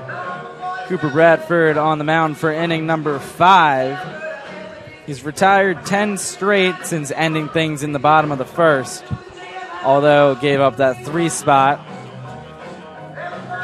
which is the difference in the game right now. Spartans still up by 1. Just 2 hits for Tampa, both of those coming in the first inning, ground balls there.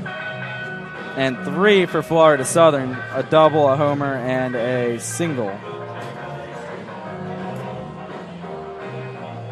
1 walk for the Mocs, and 3 strikeouts as a group, while the Spartans have struck out 5 times and walked twice through the first 4 innings. Leading off for the Spartans is shortstop number 73 pitches through 4 for Cooper Bradford. He'll have Nick DeTringo, the number 9 man, then back around to the top for Danny Blair and Drew Earhart. DeTringo led things off in the 2nd inning and grounded out to Cabrera. First pitch to him here, breaking ball, called strike, catching the inside corner.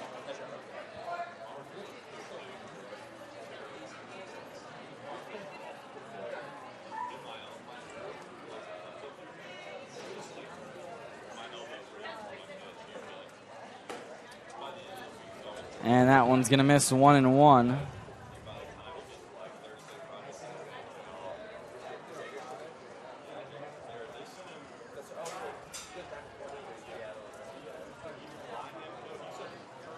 And the 1-1 from Bradford popped up.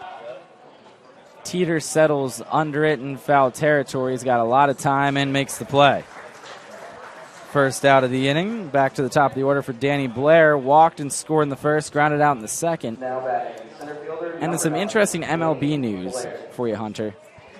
Edwin Jackson was just acquired by the Blue Jays from the A's for cash. If he was to appear in a game for the Blue Jays, that would be his 14th MLB team. That would be a new record. 14 teams. That's half the league. Okay, just 1 team less than half the league as far as appearing for teams. That's a weird piece of history that could be happening pretty soon north of the border. What is it about him that makes him such a tradable item? It's just a tradable guy, I guess. Short-term value. He's never signed a big, long contract. That's been part of it. That one's inside, 2-0 to Blair. But that's the thing, too. You get these guys, like, if they get traded early enough, while they're young guys in the league, it's easy to move around a lot because, you don't sign that big extension, necessarily that you're going to stay somewhere for 5+ years. Swing and a miss, 2-1 now for Blair. You even see it with the franchise guys. Once they move around, they move around. The Pirates traded McCutchen, and now he's played for 3 different teams in the matter of a year. Yeah. With the Yankees and the Giants last year, and now he's with the Phillies. So, it does happen quickly when it happens. Once you leave your first team, guys tend to move around a good bit after that.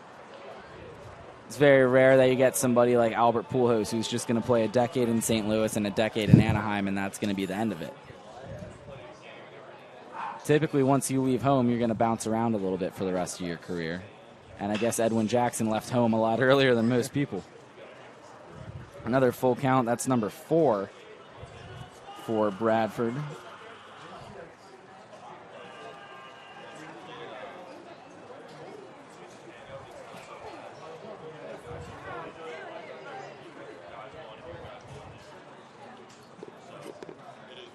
Payoff pitch on the way from Bradford. Check swing, foul ball, as that one goes behind the plate.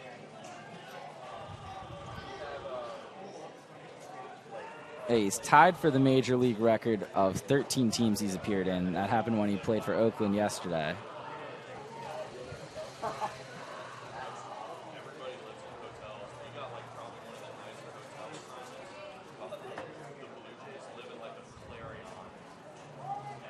Time called. And during this break, we'll say all the teams Edwin Jackson's played for: the A's, Nationals, Orioles, Padres, Marlins, Braves, Cubs, Cardinals, White Sox, D-backs, Tigers, Rays, and Dodgers. And potentially the Blue Jays if he appears in the game for them. Called strike 3. Got Blair looking. And he thought it was ball 4. That's the second out of the 5th inning. Strikeout number 6 for Bradford. Second baseman, number 2, Drew Earhart. That was a well-located pitch right there.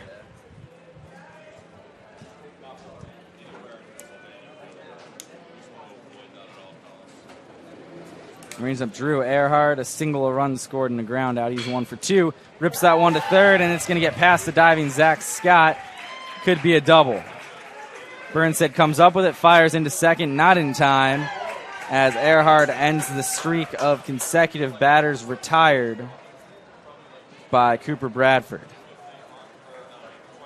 Tampa was doing that a lot yesterday, ripping balls down the third baseline for extra bases. Yeah, they had 2 or 3 of them during yesterday's game off the top of the head that I can think of.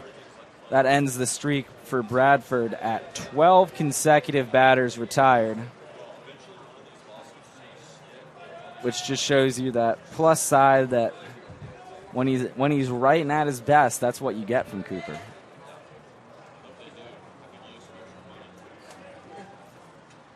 Yorvis Torrelba at the plate now. A walk, a run scored, and a foul ball pop-up to Jacob Teeter. He's 0 for 1.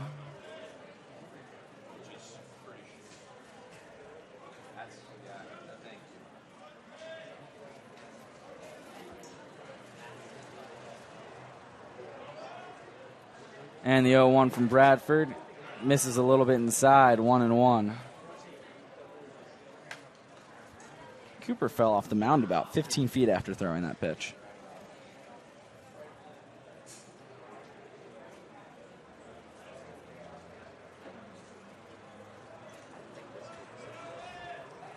Must have lost his footing. Looked like a curveball that didn't move at all. Yeah, that fastball misses up. 2-1. Yeah, it looked like it didn't have any break to it. And yeah, I'm guessing he did just lose his footing because he fell off the mound.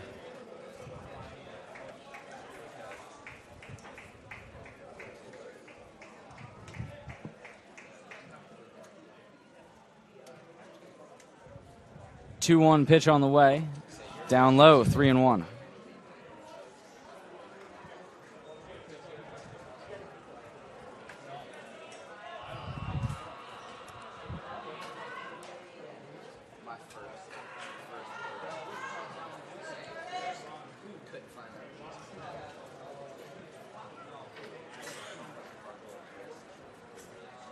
And the 3-1 from Cooper.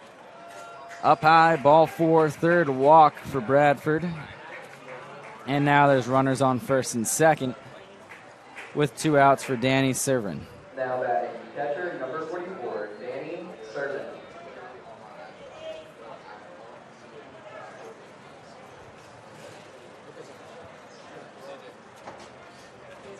Catcher's interference and a strikeout. He's 0 for 1. 353 on the season. And the first pitch to him here, fastball outside corner, called strike, 0-1.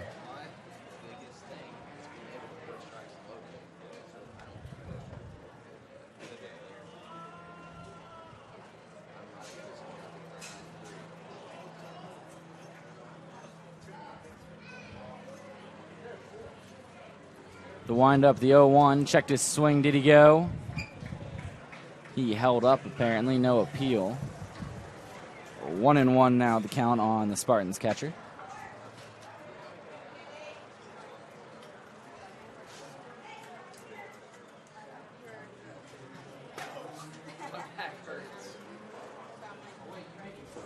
Breaking ball down low. Good block by Coble. 2-1.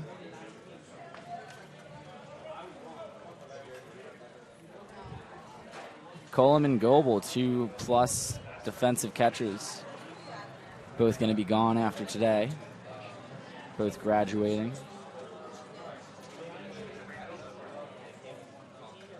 2-1 pitch on the way. Line the other way. That's going to get into right field. This could score one. Maglich comes up with it, fires home. A little bit off target. Run does score. Throw to third by Coble. A great play. Heads up baseball by Isaiah Coble as he gets the runner at third. Torel Elaba tried to go first to third on the base hit and was caught.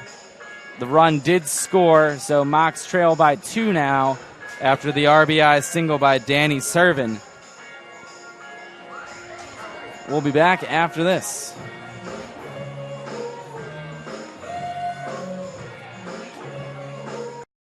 Observe this total unabashed freak, Mark. Not the kind of freak who wears a suit of armor to a Renaissance fair. Nay, not Mark. Mark is a Jimmy John's kickin' ranch freak. Look at him, pureeing hot cherry peppers into fresh buttermilk with the fervor of a kid at the gates of an amusement park. Yes, Mark's a glorious kickin' ranch freak, and we totally love him for it. Let the dippin's beginnings. Freaky fresh, freaky fast, Jimmy John's. And we're back here at Henley Field on this nice hot Saturday afternoon in Lakeland, Florida. Mocs trailing by 2 after the run scored. There in the top of the 5th, the RBI single by Servin allowed Earhart to come around and score the 4th run of the game for the Spartans, who had 2 hits in the inning.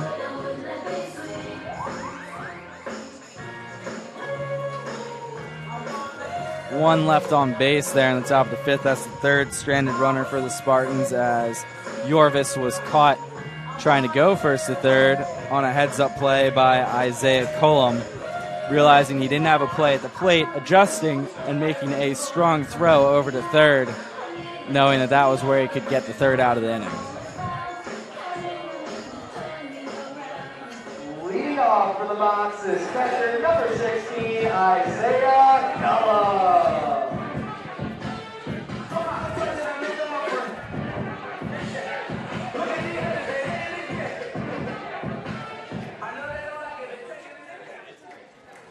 Well, Coble made the nice play to end the inning. He'll get a chance to lead things off here. He's 1 for 1. Had a base hit back in the 3rd. And he's ahead 1-0 as that one missed down low.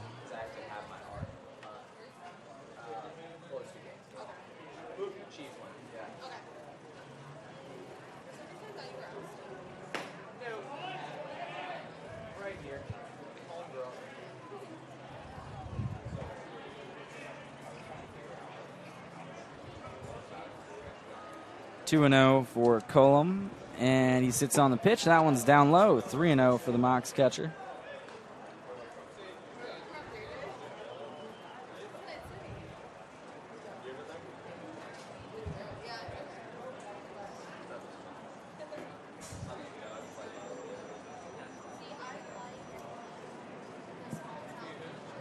And the 3-0 called strike. Fastball gets in there. Vaughn Brown on deck for the Mocs. Back around to the top for Cabrera after that. And the 3-1 pitch. Isaiah takes that one for a strike. 3-2. First full count for the Mocs from an offensive stand, or second full count, I should say. And the payoff pitch. Coble grounds it off the inside of his knee for a foul ball. And that looks like it hurt a good bit.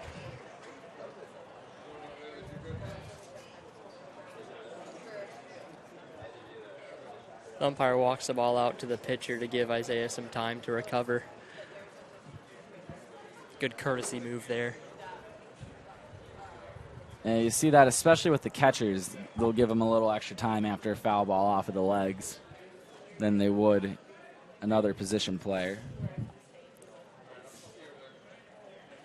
Payoff pitch again. Coble fouls it to the backstop. He stays alive.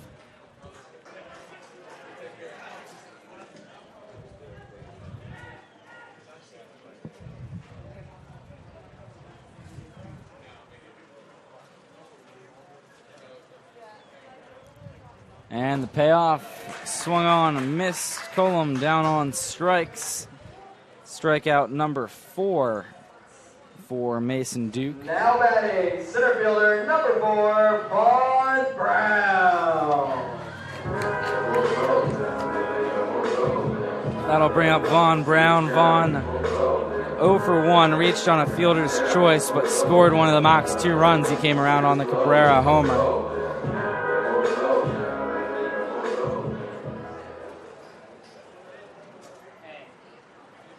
And the first pitch on the way to Vaughn. Gets by the catcher, misses everything. 1-0.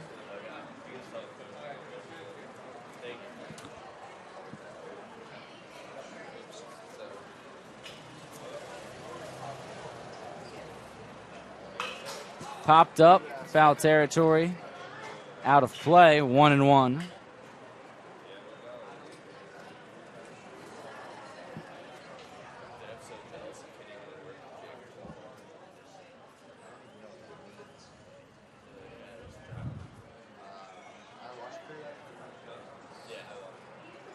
The windup and the 1-1. That fastball is outside. 2-1 now for Vaughn.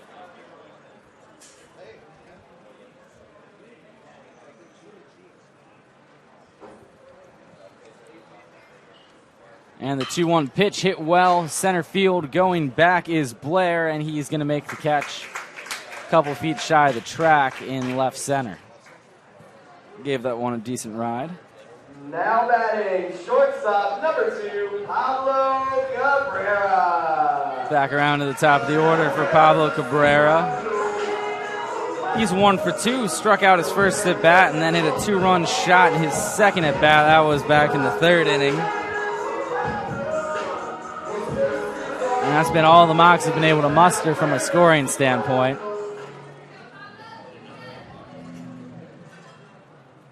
Turned on a 3-1 pitch his last at bat. Takes ball 1 down low.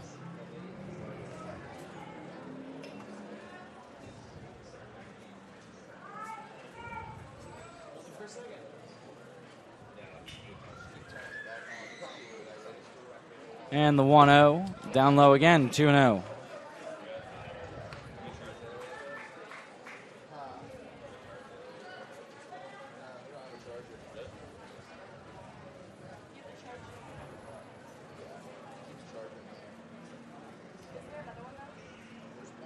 Pitch on the way. Cabrera line drive, center field. That's going to get down for his second hit of the game. A home run his last at bat and a single to follow here in the 5th. Cabrera is 2 for 3. Now batting, third baseman number 31, Zach Scott. That'll bring up Zach Scott, 1 for 2, a double in the first, and then a foul pop up to third in the 3rd. Represents the tying run here for the Mocs with Cabrera on first.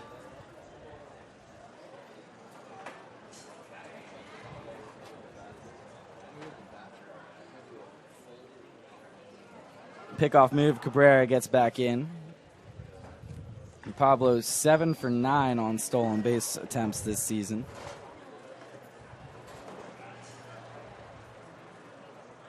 Pickoff move again. And once again, Cabrera's back safely.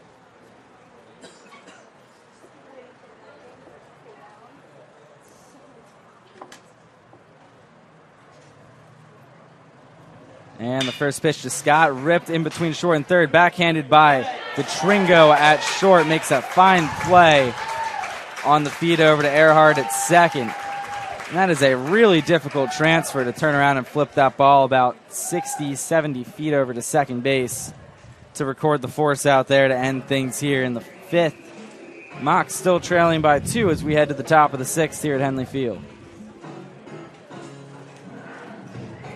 Coke Zero is now Coke Zero Sugar, with great Coke taste. Some people were excited to hear the news. Some were skeptical. So we're not going to have the star of the show you're watching come out and say, "You'll love it." No special jingle written by this week's hottest pop star. No famous internet celebs who happen to be holding the label just so. Okay, maybe just one little pour shot. The only thing that will make you believe Coke Zero Sugar has great Coke taste is trying it yourself. Ice cold Coke Zero Sugar. Try one today. And we're back here at Henley. Andrew Pauling, Hunter McGowan with you guys as we head to the top of the 6th in Game 1 of this Saturday doubleheader to regular season finale for the Mocs as well. Cooper Bradford's out for inning number 6. 92 pitches through the first 5 innings for Cooper. Pitched really well in the 2nd, 3rd, and 4th inning, not allowing a base runner, but then a double and an RBI.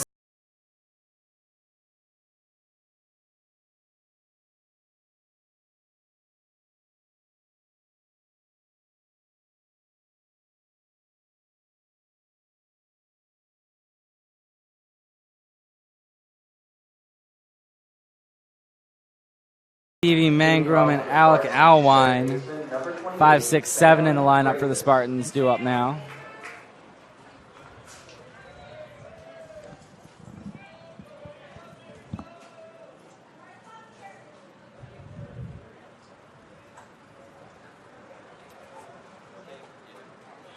The windup and the first pitch of the inning. Fastball catching the outside part of the plate. 0-1 on Freitas.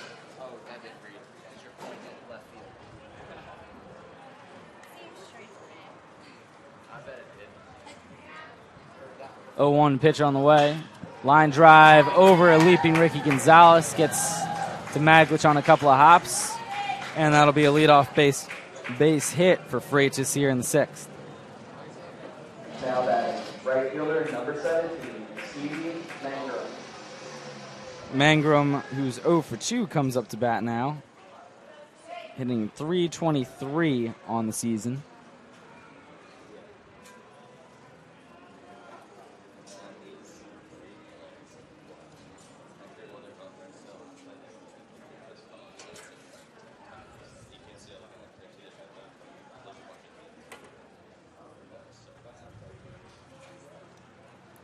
First pitch to Mangrum, breaking ball doesn't come back, and it goes over his head. 1-0.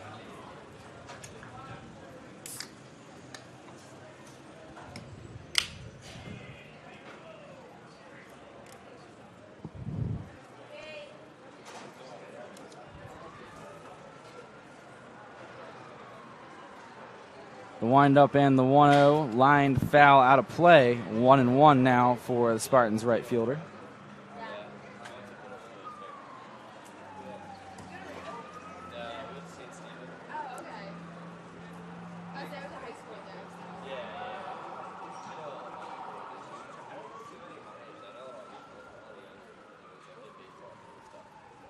Cooper gets set. Pauses for a moment and delivers the 1-1 pitch. And a called strike, 1-2.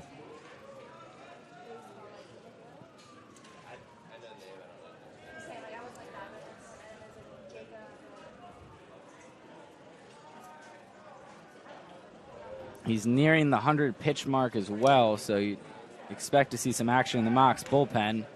Pickoff move ineffective.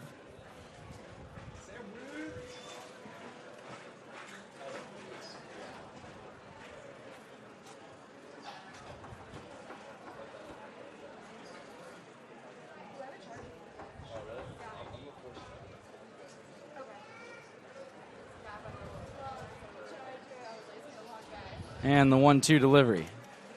A little bit low, 2-2.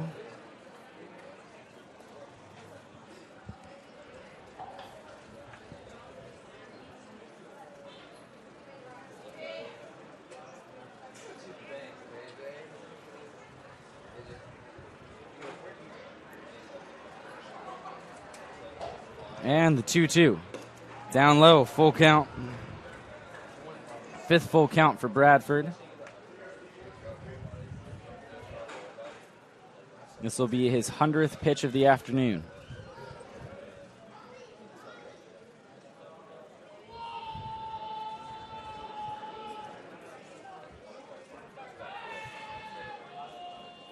And the payoff pitch from Cooper. Runner goes. Breaking ball misses high. And that'll be a walk. Freitas to second. Mangrum to first now. Walk number 4 for Cooper. Now batting first baseman, number 30, Alec Alwine. That brings up Alec Alwine. Cooper's going to have to find it here a little bit, hit his spots if he wants to get out of the inning unharmed.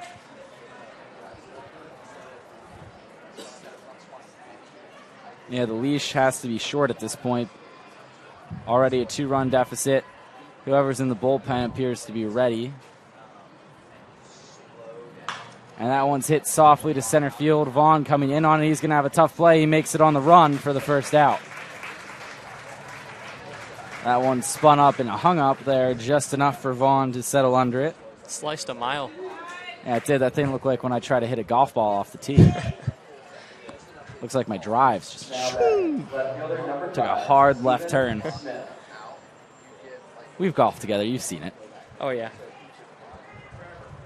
Hey, when I hit them straight, they go about 300 yards. But when I miss them, I don't miss a little bit. I'm not just off the fairway. If I miss the fairway, I'm not finding the ball.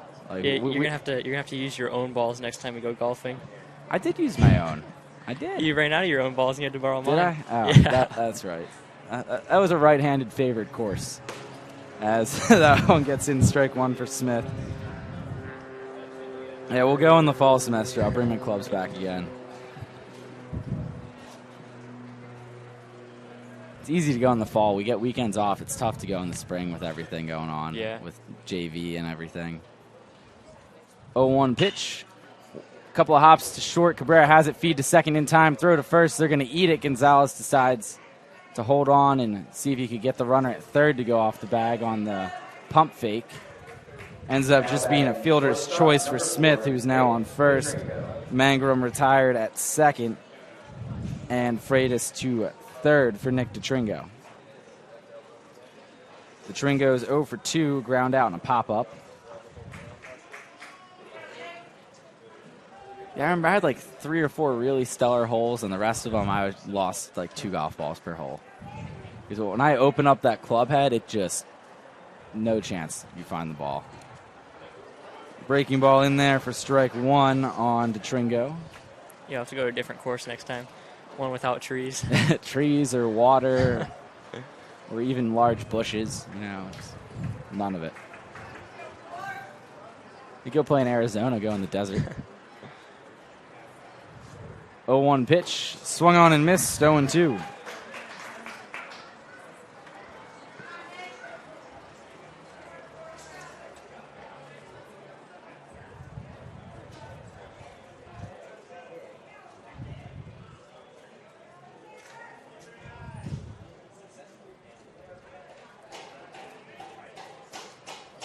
And the 0-2 from Bradford. Runner goes. Ball's lined foul to the backstop. Count remains 0-2.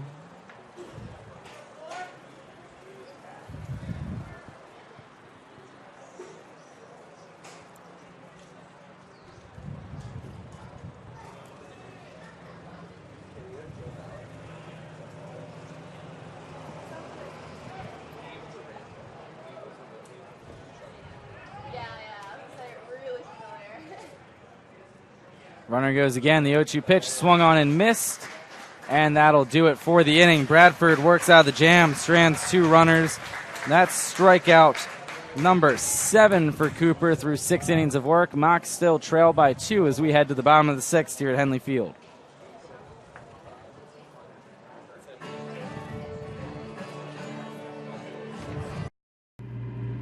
This is Matt. Look at him, the little freak. Nada calls his mother mommy even though he's a full-grown adult kind of freak. Nah, Matt says mom. Matt's a super fresh lettuce freak, slicing it daily to 3/32 of an inch, the tastiest width for lettuce. Good for you, Matt, you dang lettuce freak. Keep high-quality sandwiching yourself into our hearts. Freaky fresh, freaky fast, Jimmy John's, freaky ass.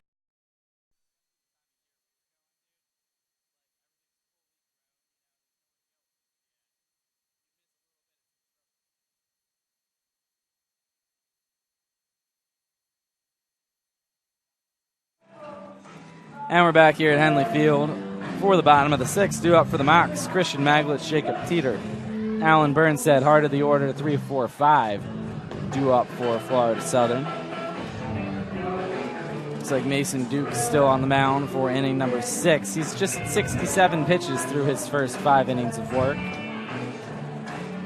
By comparison, that may have been the end of Cooper Bradford's season, as he is at 107 pitches through 6 innings of work.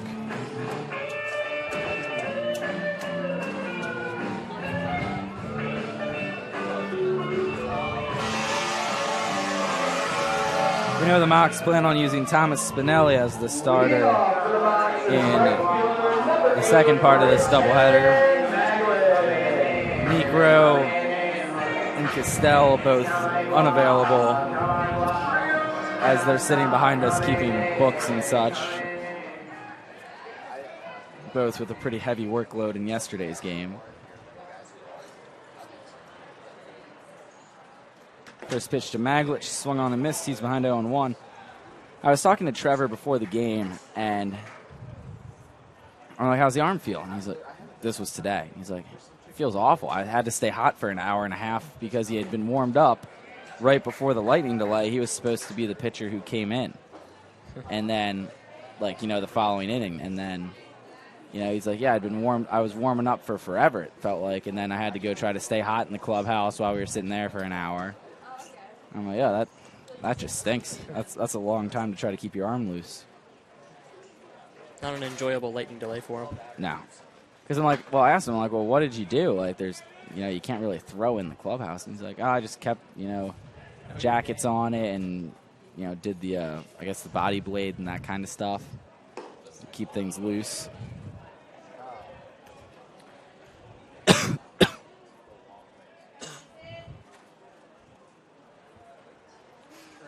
Counts now 2-2 on Maglich.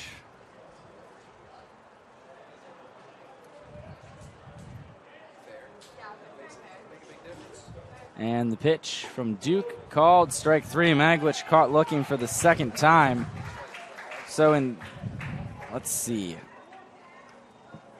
8 trips to the plate, 5 strikeouts and 3 walks for Christian Maglich. So the on-base percentage is good.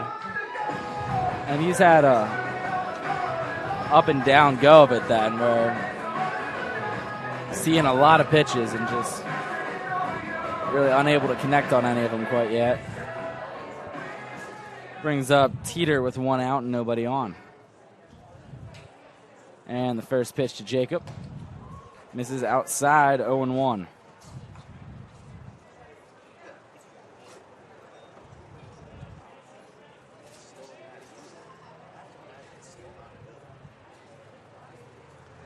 And the 0-1 pitch, that one's way outside. 1-1 for the Mocs first baseman.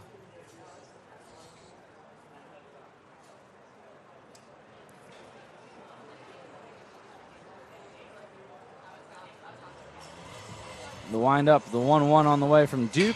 Chopped back up the middle. Couple of hops for Earhart. Throws over, beats Teeter by a step. He was hustling down the line.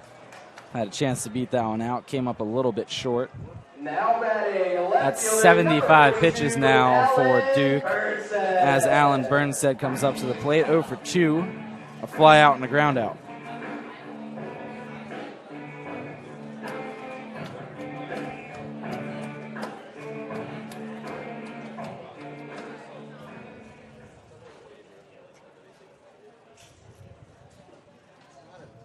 And the first pitch to Allen catches the inside corner. He's behind 0-1.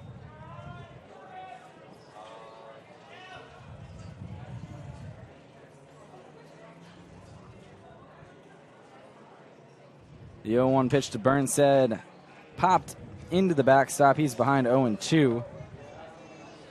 He's been in an 0-2 count every at-bat today.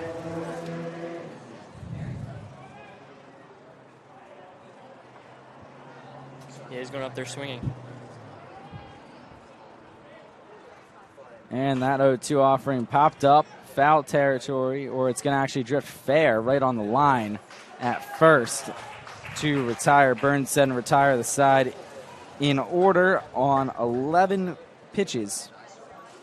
That's 78 through 6 innings of work for Mason Duke. We're heading to the top of the 7th at Henley after this.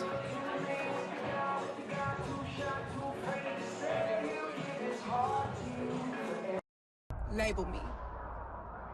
You know you want to. Don't be shy. You do it behind my back. So say it to my face. You don't know me. You know what I am? I'm a pitcher. I'm a striker. I'm a point guard. I'm a linebacker. I'm a setter. Shortstop. High jumper. Wrestler. Defender. Goalie. Student. Student athletes. That's who we are. And we're back here at Henley Field. We got a pitching change for you guys. Number 28, Matt Martin, the right-handed junior from Bartow, Florida, comes on in relief of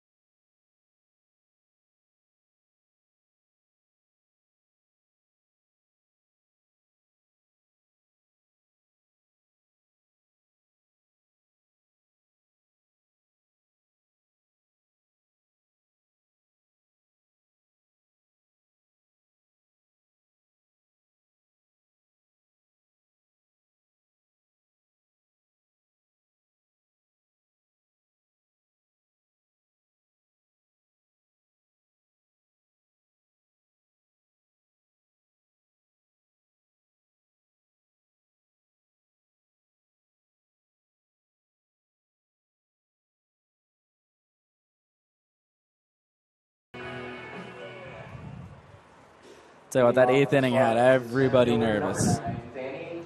He shut them down in the 9th, though. He didn't let up any runs. He did his job and shut the door. He just made it a little interesting along the way with a couple of walks.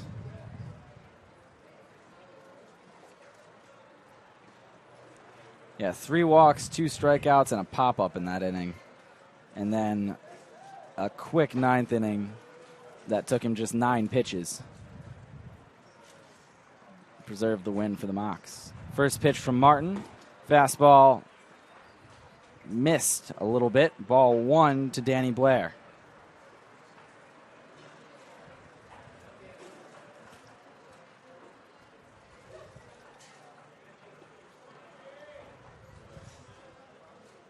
And the 1-0 from Matt. That one's hit weakly to second. Couple of hops. Almost misplayed by Gonzalez, who just barely gets a glove on it and makes a feed over to first for the out.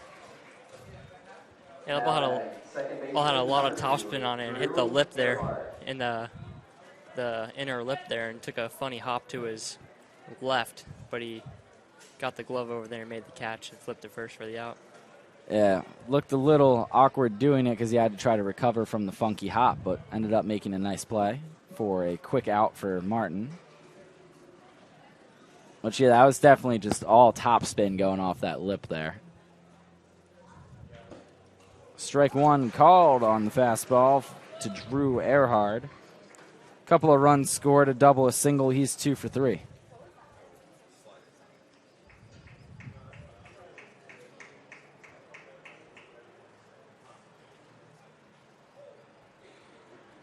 And the 0-1 from Martin. That one catching the inside corner again. 0-2, same spot.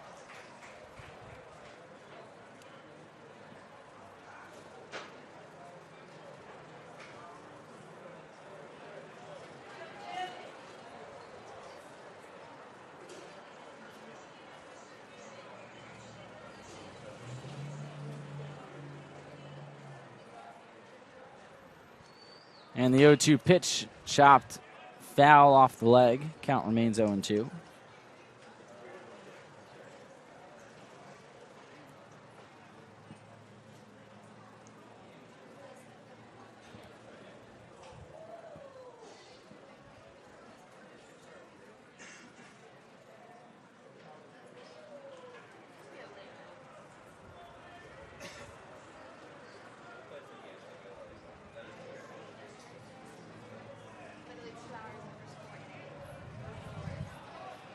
Time called by Earhart.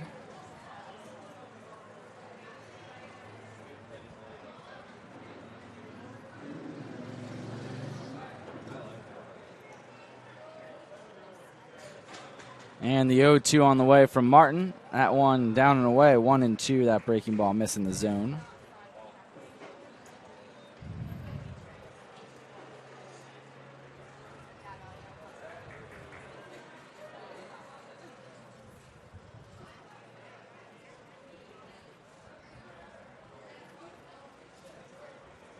One-two pitch on the way. Grounded to short. Couple of hops backhanded by Cabrera. Throw across the diamond. Takes a few hops on its way to Teeter.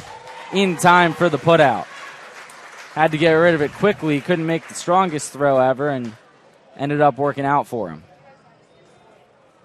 He made a good throw there. Looks like what he was trying to do was make a nice one-hop throw there, but held on to it a bit longer and spiked it into the ground, but still got enough on it to get it to first base and get the out. Yeah, it looked like he was trying to do like that long 10-foot hop and throw it short and low to Teeter. Ended up taking 3 or 4 hops to get there. But the result the same, a 6-3 putout and the second out of the inning. Well, with Earhart's speed, you definitely have to rush that throw and try to just get it in the air and on the way. Can't take time with a double clutch or anything. Counts 0-1 on Yorvis, who's 0 for 1 with a pop-up, a pair of walks as well.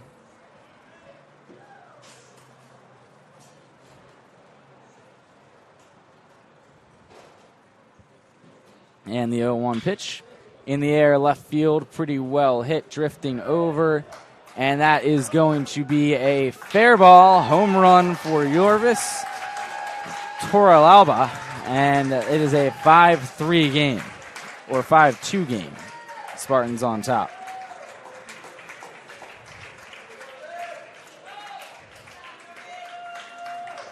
For Yorvis, that is his 9th home run of the season. Now batting, catcher number 44, Danny Servin. And his 50th run scored, which is the most amongst either team. And I'll bring up Danny Servin, 1 for 2, a single, an RBI, and a strikeout.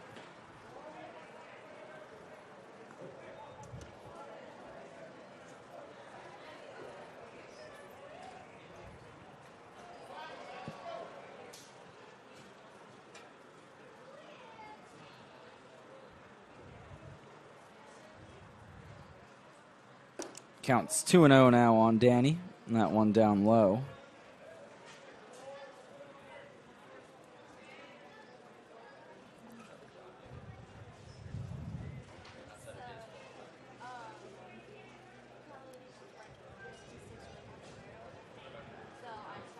And the 2-0, couple of hops to third. Scott has it in time, throws across, 5-3 on the putout. 3 groundouts in the inning. Although the Spartans add another on the solo home run by Yorvis. Mocs trail by 3 as we head to the bottom of the 7th. It's time to stretch here at Henley Field. And stretch, and join us in the singing of Take Me Out to the Ball Game. Freak alert! Jalen. Not like a slips into baby talk when he's feeling insecure kind of freak. Not even a whittle bit. Jalen's a freak about hand-slicing all natural meats for every Jimmy John sandwich he makes. Look at his unfettered joy. And not just for ham. You should see him with Capicola. Thank you, Jalen. Your meat freakiness means better sandwiches for all. Freaky fresh, freaky fast, Jimmy John's, freak yeah!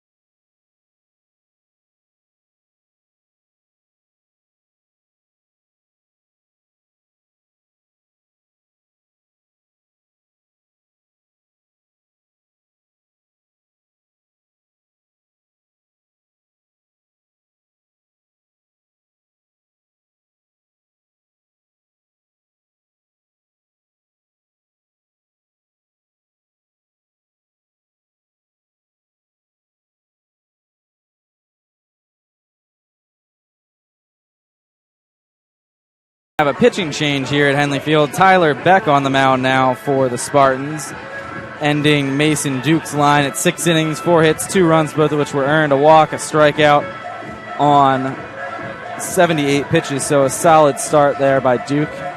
Quality start nonetheless. Beck enters the game a 1.71 ERA, 2-3 on the season, 20 appearances, 9 saves, 42 2/3 innings pitched. He has 56 strikeouts to 13 walks. Opponents hitting a $170 off of him.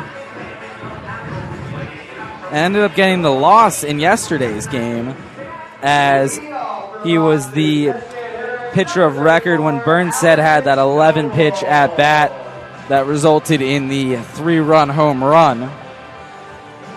Beck threw just that third of an inning.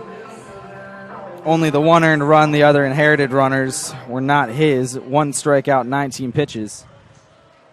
Faced those 2, and then there was that lengthy lightning delay, so he had a pretty short outing and ended up facing Coble for part of an at-bat, who's leading things off here.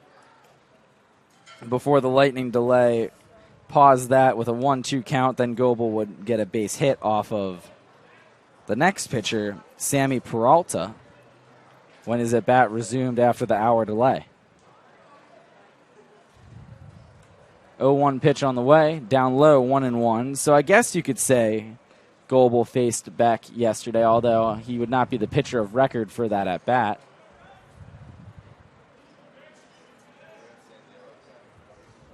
And the 1-1. That one catches the outside corner, 1-2.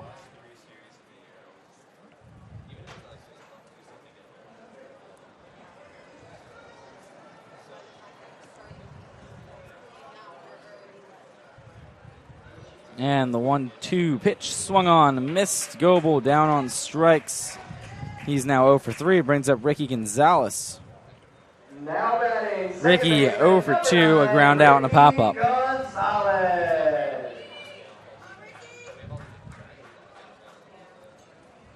You wonder how long they're going to try to stretch back out in this game. 19 pitches yesterday. You wonder if he's out here for a multi-inning effort or if they're just going to throw him the 1 inning. First pitch to Ricky, called strike on the outside corner.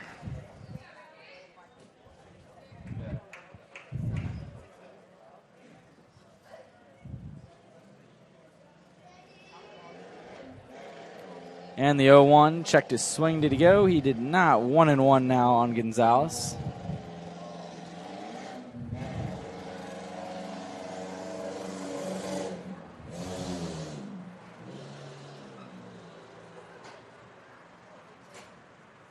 That one's up and away, 2-1.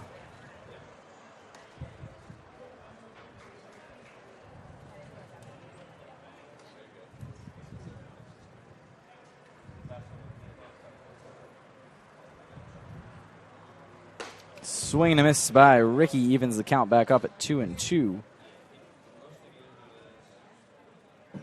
Beck blew that fastball right by him.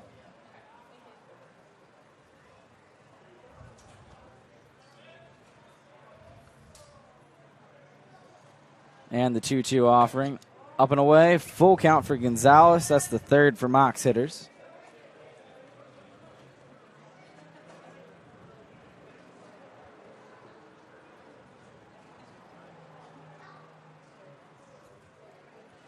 And that one also misses up. Ball 4. Ricky draws a 1-out walk to put a runner on first for the Mox. Now batting, catcher number 16, Isaiah Cullum.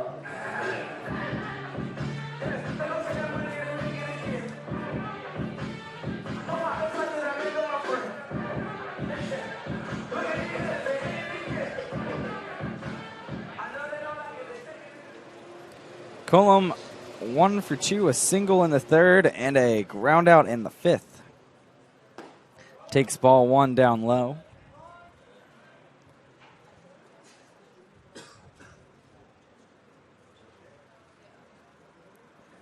Think they're going over signs here. Yeah, it may have been some confusion there on the first pitch. Yeah, we saw a pretty nasty cross-up with Servin yesterday behind the plate. I don't remember who was pitching, but he got crossed up bad and just ate one. Looking for a fastball. He got a curveball, thought it was a high fastball, jumped up for it, and it just caught him right in the chest or the helmet somewhere. It wasn't pretty.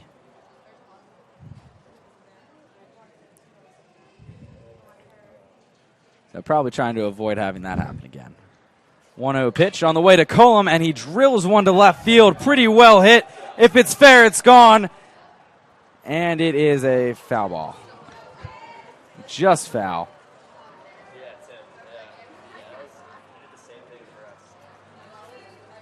1-1 now, the count on Isaiah after that monster strike one.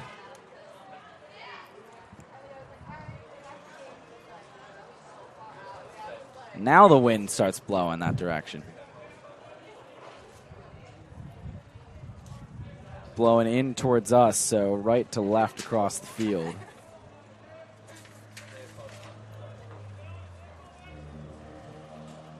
And the 1-1 on the way. Checked his swing. He did not go. 2-1 for Isaiah.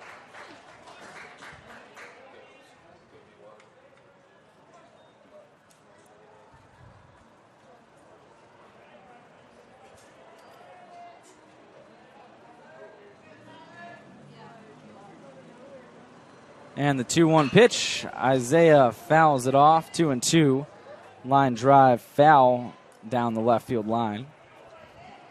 Two good swings he's put on this at bat now.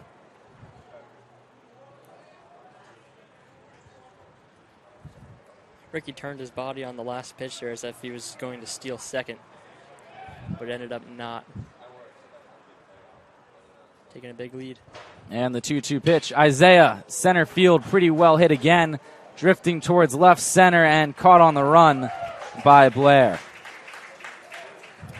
Another well-struck ball. Blair's got some speed out there. He's tracked down a couple balls in the gap that he's made look a lot easier to catch than they have been. Brings up Vaughn Brown, 0-2, a fielder's choice, and a flyout. He did score one of the Mocs 2 runs. Came around on the Cabrera 2-run homer earlier, back in the third.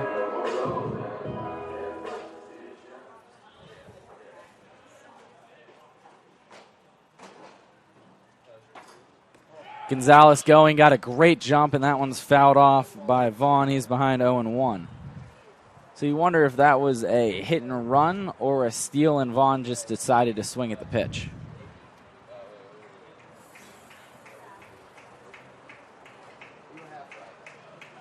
You'd have to imagine hit and run because Vaughn's not the type of guy that would take that swing if he thought Ricky had the base stolen. Yeah, especially with the jump Ricky got at first base. He had that base stolen. That one misses. 1-1 now. Ricky's 2 for 2 in stolen bases this year.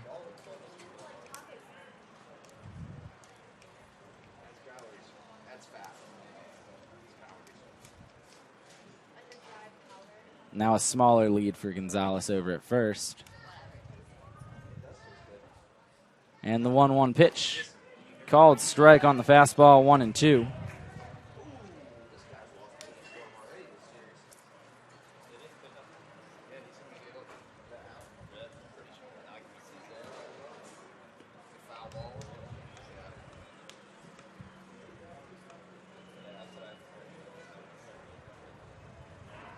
Pickoff move, Ricky's back in.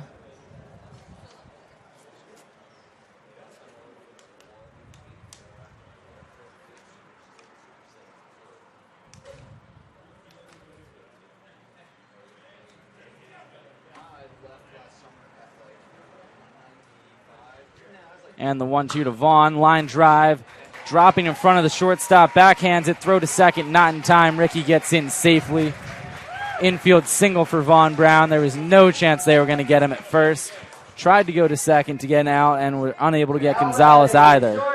Everybody's safe. Runners on first and second now for Pablo Cabrera. Cabrera 2 for 3. A strikeout his first at bat. A 2-run homer in the third.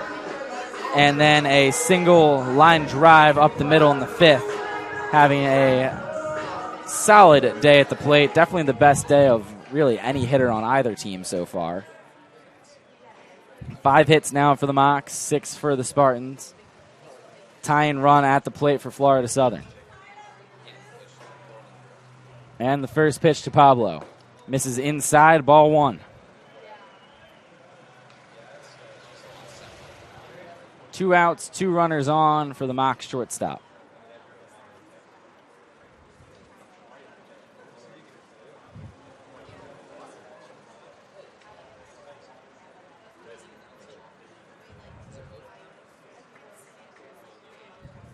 And the 1-0 on the way. Cabrera, a couple of hops to second. Throw over in time, 4-3 on the putout. Ends the Mocs' threat here in the bottom of the 7th. They get a couple of runners via a walk and a base hit. They strand both of them and still trail by 3 as we head to the top of the 8th here at Henley Field.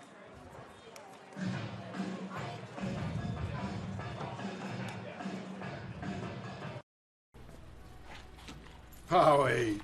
Man, if I had had this kind of power back in my day, my crossover would have been something else. I'd have broke everybody's ankles. The rare peanut vendor. My crossover would have been so crazy. If you recorded it, watched it 2 weeks later, broke ankles. Man, that is some kind of power. Careful now. And we're back here on the SSC Digital Network. Andrew Pauling, Hunter Mcgowan with you guys. Mocs still trailing by 3 as we head to the top of the 8th of Game 1 of the regular season finale and doubleheader here on this Saturday afternoon in Lakeland, Florida. Matt Martin back out for inning number 2. Had a pretty solid 7th inning, 11 pitches, retired the first 2 he faced before giving up the solo home run, and then got the 3rd out via a ground out again. He'll have Sam Freitas, Stevie Mangrum, and Alec Alwine, 5, 6, 7 in the lineup for Tampa, due up here in the top of the 8th. Leading off for the Spartans is third baseman, number 28, Sam Freitas.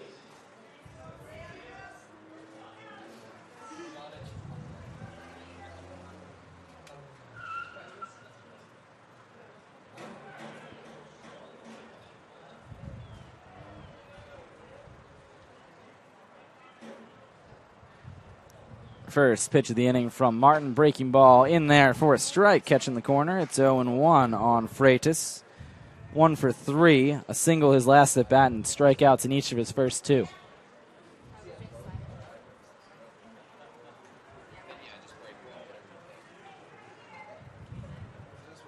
And the 0-1 from Martin. Another called strike. This one on the fastball.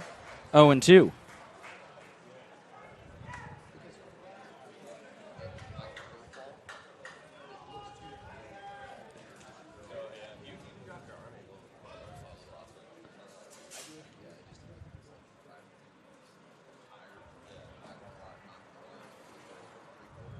At fastball, way high, 1-2 now on the Spartans' third baseman.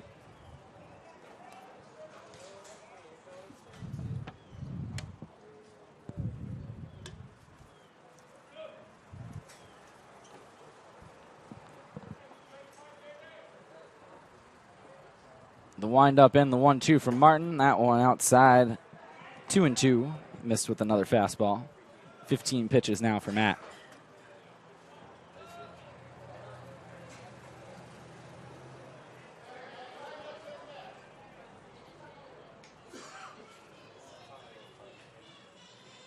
And the 2-2. Swing and a miss. Strikeout number 2 for Martin in this relief appearance. First out here in the top of the 8th. Now batting, right fielder, number 17, Stevie Mangrum. Stevie Mangrum now up. 0 for 2, a pop up to second, a strikeout, and a walk.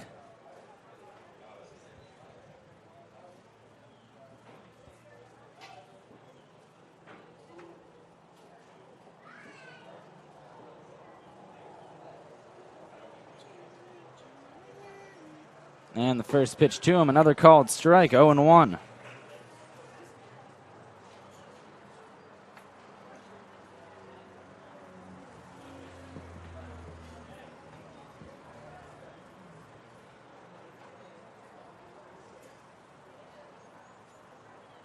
And the 0-1 pitch, breaking ball, a hair inside, 1-1.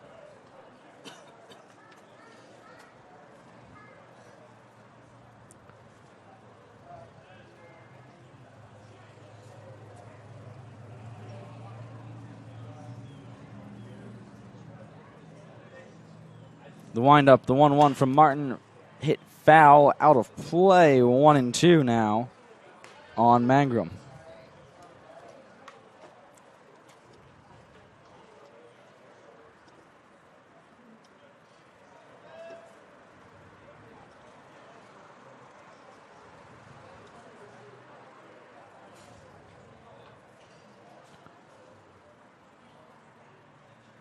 And the 1-2 from Matt. Checked swing.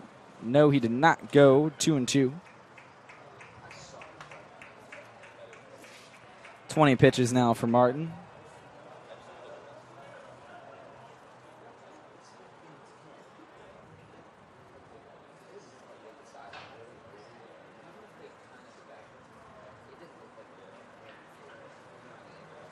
And the 2-2.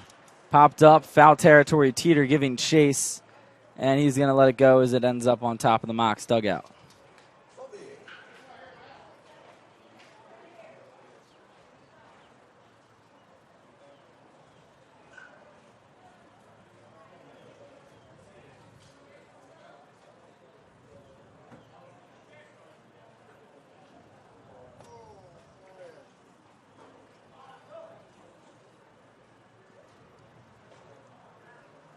And the 2-2, this one lined to left field. That's going to get down and take a couple of hops to the wall. Should be at least 2, as Burns said, cuts it off there. His throw goes into third on a hop to Scott. And a 1-out double for Mangrum. Alec Alwine, the Spartans' first baseman, now bats.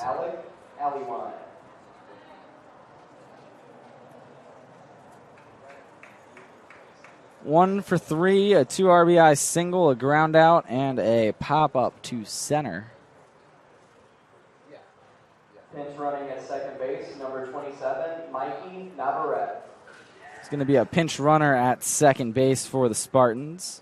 Number 27, Mikey Navarrete. From Miami, went to Santa Fe College.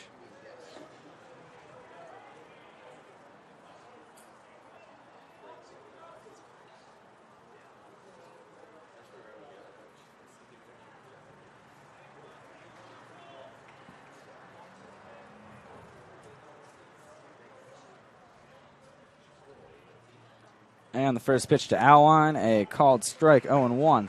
Rare that you'll see a pinch runner for your right fielder. You know, I get it late in the game for your, maybe a corner infielder or a catcher, but not too often you see a pinch runner for a corner outfielder.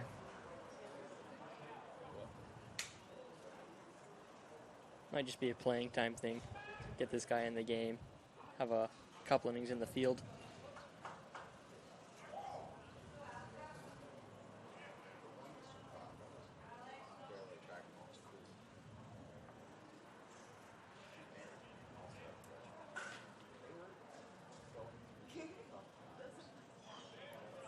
And the 0-1 from Martin, popped up. Left side. Burns said settling under it, makes the catch. 2 outs now on the top of the 8th. Now batting left fielder, number 5, Stephen Smith.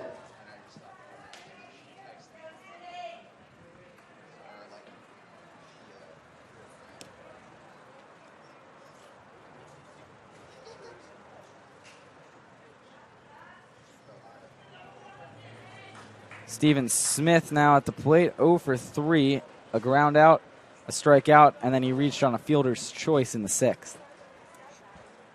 First pitch to him, just missed, ball 1.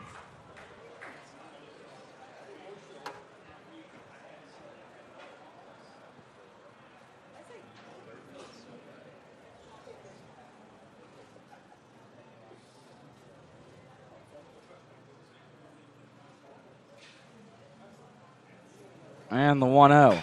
ripped foul down the first base line, 1-1.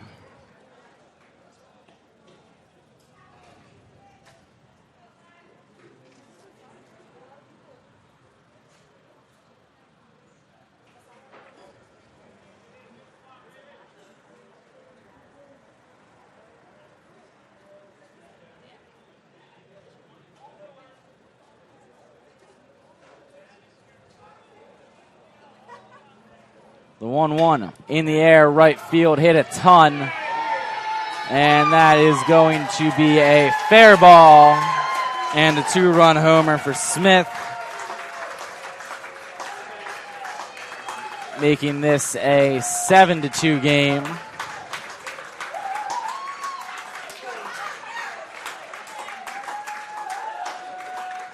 The pinch runner, Navarrete, comes around to score as well.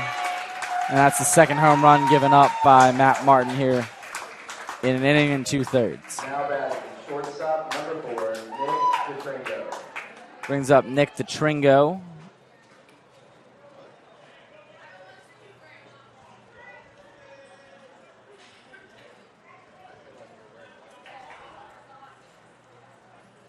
DeTringo 0 for 3, a ground out, a pop up in foul territory, and a strikeout. And the first pitch to him, breaking ball inside, called for a strike, 0-1.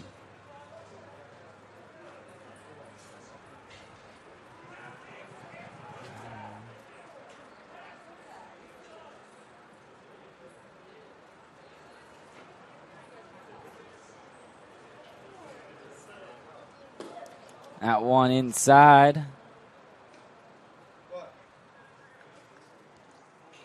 1-1 now on to Tringo.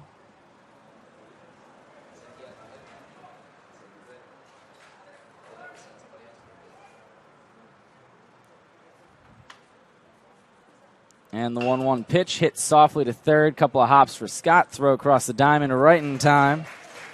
5-3 on the putout, retires the side, but the Spartans add a couple more on a 19-pitch inning. That's 30 for Matt Martin in 2 innings of relief. 2 runs score via the Smith home run, and the Mocs trail by 5 as we head to the bottom of the 8th.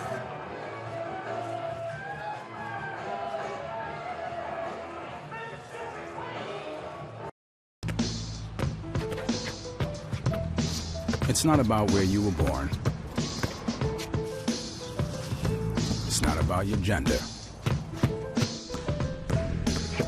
or the color of your skin, or whether you're rich, poor, or in the middle. No matter what you play, if you have the skill and drive to succeed in school and in sports, we'll provide the opportunity. What was that?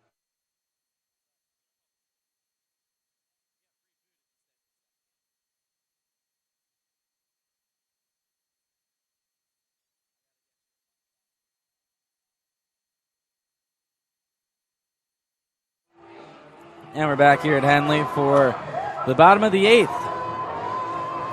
Zach Scott, Christian Maglis, Jacob Teeter, 2, 3, 4 due up here.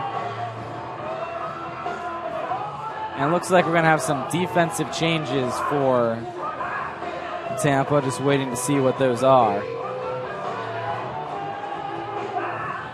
As Zach Scott comes in to lead things off, 1 for 3 with a double. That was back in the first. He's 1 for 3. Teeter's 0 for 3, which presumably gives Scott the team batting title lead as of right now. They'll both get at least one more at bat here this game, and then game number 50 coming up next after this, as Scott takes strike 1 from Tyler Beck.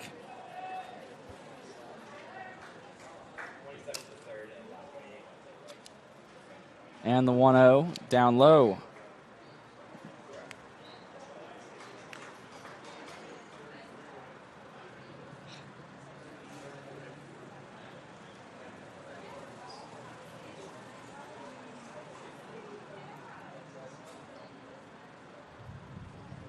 Two-0 pitch on the way. Outside, 2-1. It's actually the count.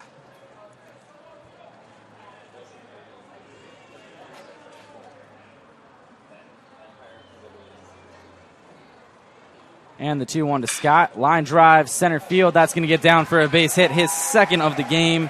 He's 2 for 4, and the Mocs have a leadoff runner aboard here in the bottom of the 8th. Now batting, right fielder, number 8, Christian. Brings up Christian Maglich. Mocs right fielder's 0 for 2, pair of Ks. Also has a walk mixed in there.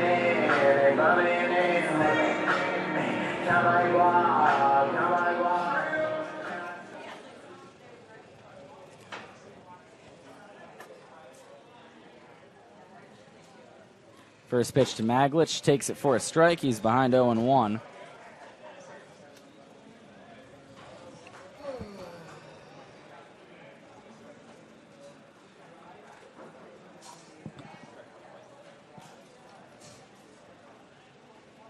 And the 0-1 pitch in the dirt gets away from the catcher. Scott gets a great jump, and he's going to advance to second on the wild pitch.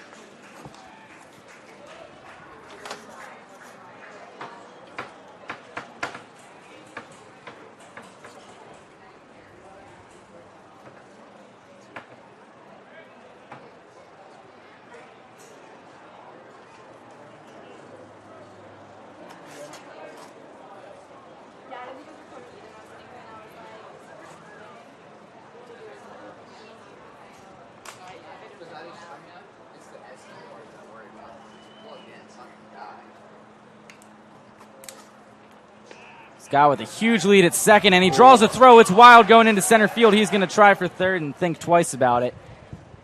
Did what he wanted to do, drew a throw, and now the throw in is wild. And Tampa's throwing the ball all over the field.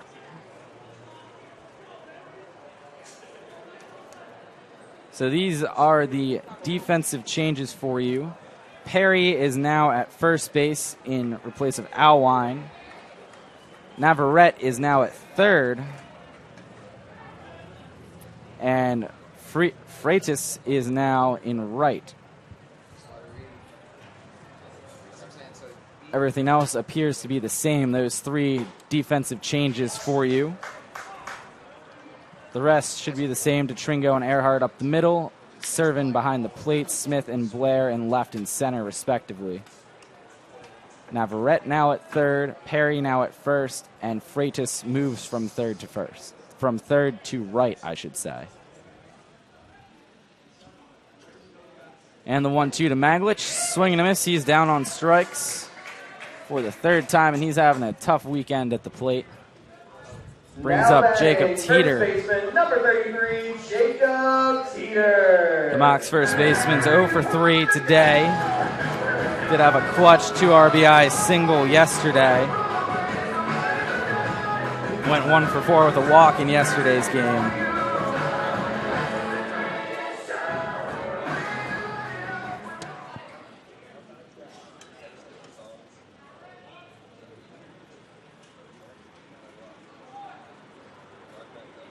And the first pitch to Jacob. Line drive, right field. That's going to get down in front of Freitas. They're going to send Scott, and he is going to score without a throw. An RBI single for Jacob Teeter makes this a 4-run ball game.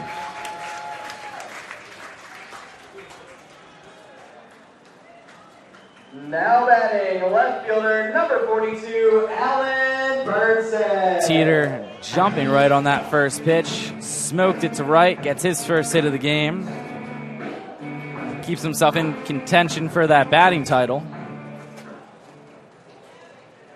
As he's now 1 for 4, Scott's 2 for 4. Teeter had the slight edge going into the game.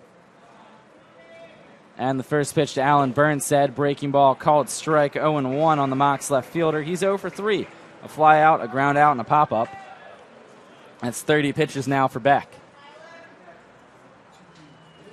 Scott got a great jump off a second as well. Came around to score easily on that base hit. And the 0-1. Fastball called strike, 0-2.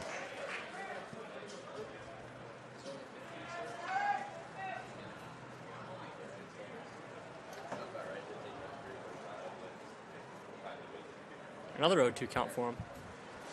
Yeah, it's the fourth consecutive at-bat with an 0-2 count for Alan Burnside. He's been in the hole all day.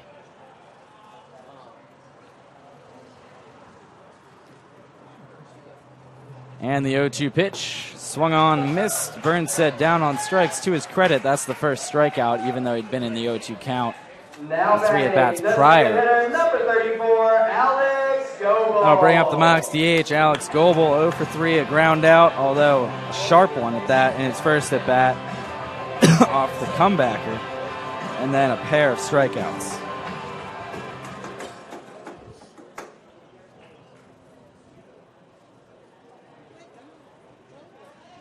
Bats now with 2 outs and a runner on first. He takes strike 1 from Tyler Beck.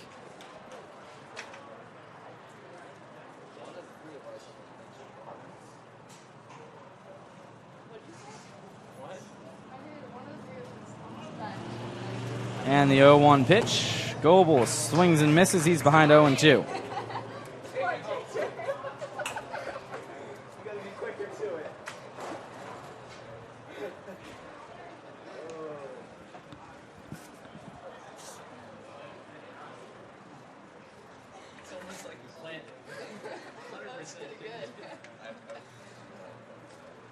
And the 0-2 from Beck. Down low, Coble holds off 1-2.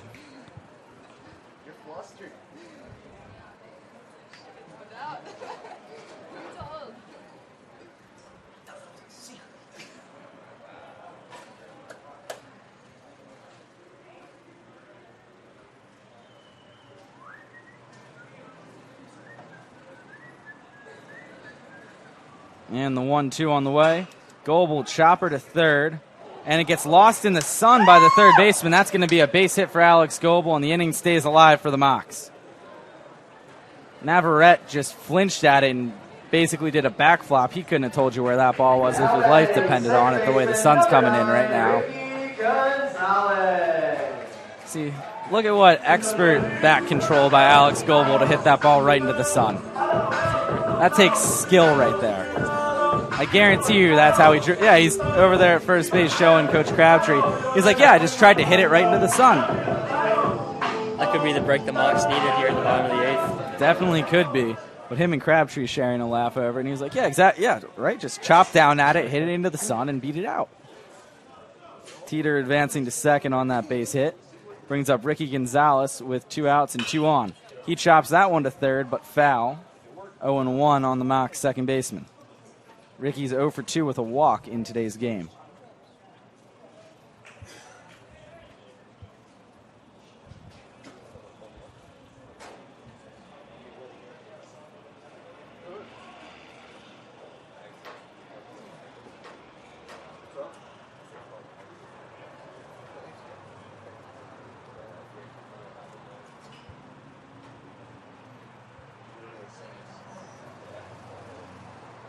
And the 0-1 to Ricky. Big swing and a miss. He's down 0-2.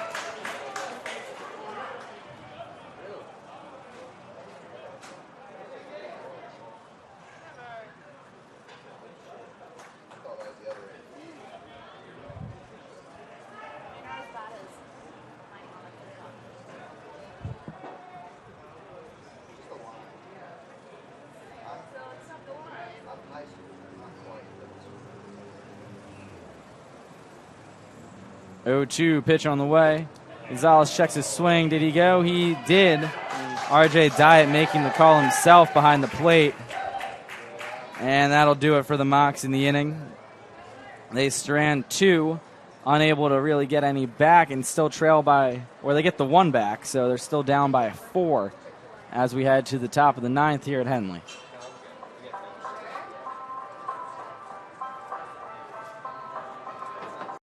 At Jimmy John's, we're freaks about best-in-class ingredients, so it's no wonder we announced our new 9-grain wheat sub in the middle of a wheat field.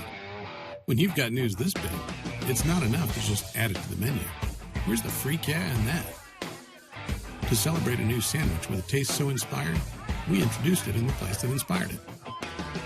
The new Jimmy John's 9-grain wheat sub, now available at a Jimmy John's, much, much, much closer to you. Wheat yeah?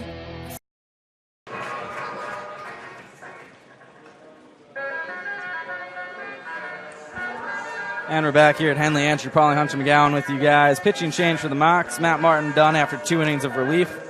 3 hits, 3 runs, all of which were earned. 3 walks, 3 strikeouts for Martin on 30 pitches. So a lot of threes in that line for Matt as he wraps up his 2019 regular season. Alec Hammond now on the mound. A 6.35 ERA, 2-0 on the season, 6 appearances, 1 start, 11 1/3 innings pitched, 10 strikeouts, 7 walks. Opponents hitting .319 against Alec.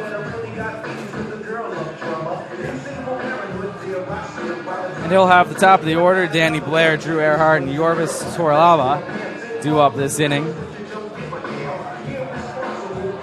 Hammond, in his 6 games this year, joined the Mocs after playing 2 years at Worcester and 1 year at Seton Hill, one of the 8 seniors honored before the game. Got his Master's of Business Administration from Florida Southern the other week at graduation.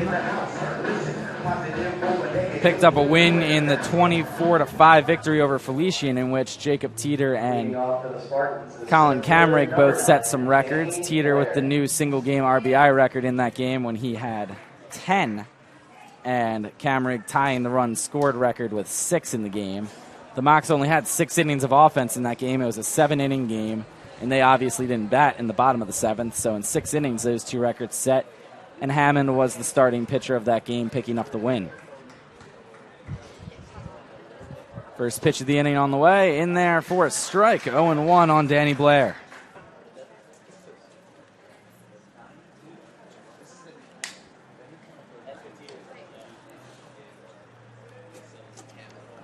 Oh, 1 pitch on the way, fouled off, 0-2.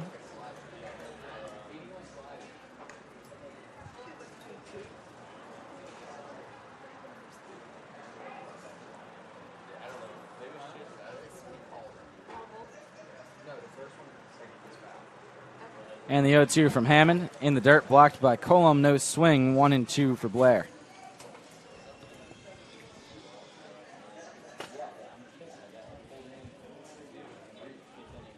And that Felician game that Hammond pitched in, part of the spring training midweek doubleheader that the Mocs had, as that one's lined softly to short, caught by Cabrera for the first out of the inning.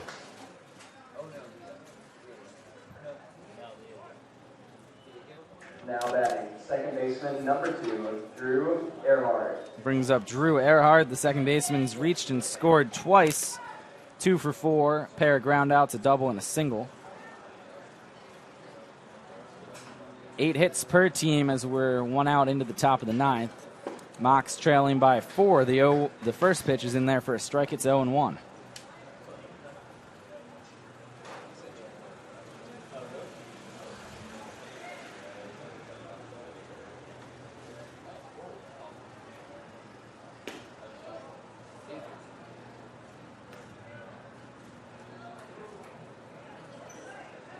Counts now 1-1 on Earhart.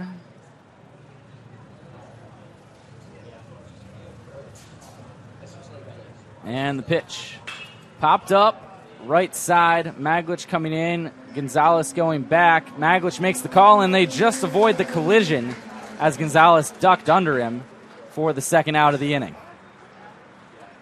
Now batting, designated hitter, number 13. That reminded me a lot of the ball that Austin Blair was injured on.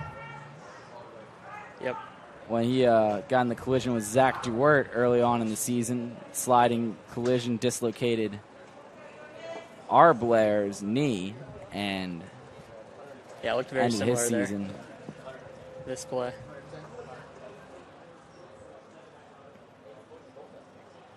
Two completely different players involved here with Gonzalez and Maglich, as that breaking ball is taken for a strike.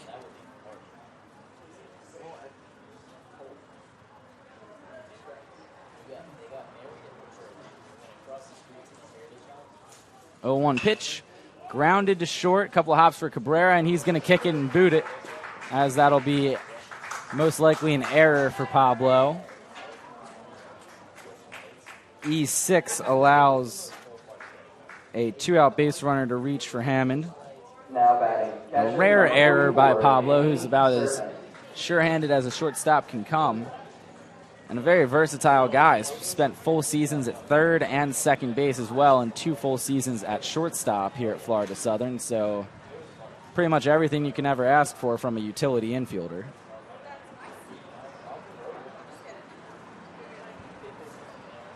That one's in there for a strike against Danny Servin.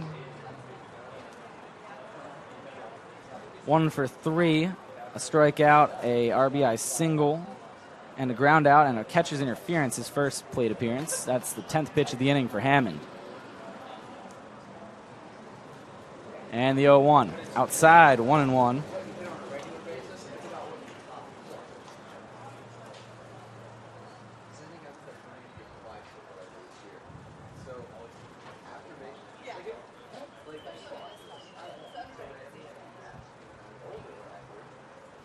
And the 1-1 pitch, grounded to third.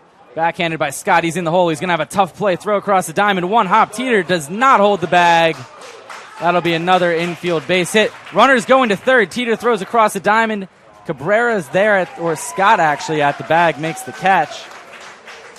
And heads up base running there by Torabella. Notice Teeter was busy, upset that he had pulled his foot off the bag and there was nobody directly covering third. So he goes first to third on the infield single, and Servin reaches. And Coach Necro coming out to get his money's worth.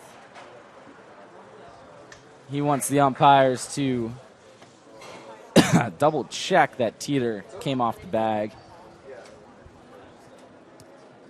I guess from their vantage point, they thought he held the bag. Yeah, Teeter made a great play there to adjust his body to make that catch on the awkward throw. And they're going to call him out. They reversed the call. Wow, you very rarely see that. And they're going to overturn the call.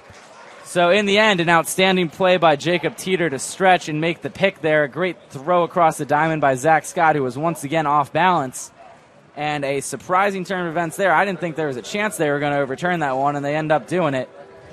So I guess they ended up getting it right. And I figured if Coach Necro was coming out, they were pretty sure from the dugout they have a really good vantage point of that call, that they had the right call, that he would be safe, or that he was going to be out at first.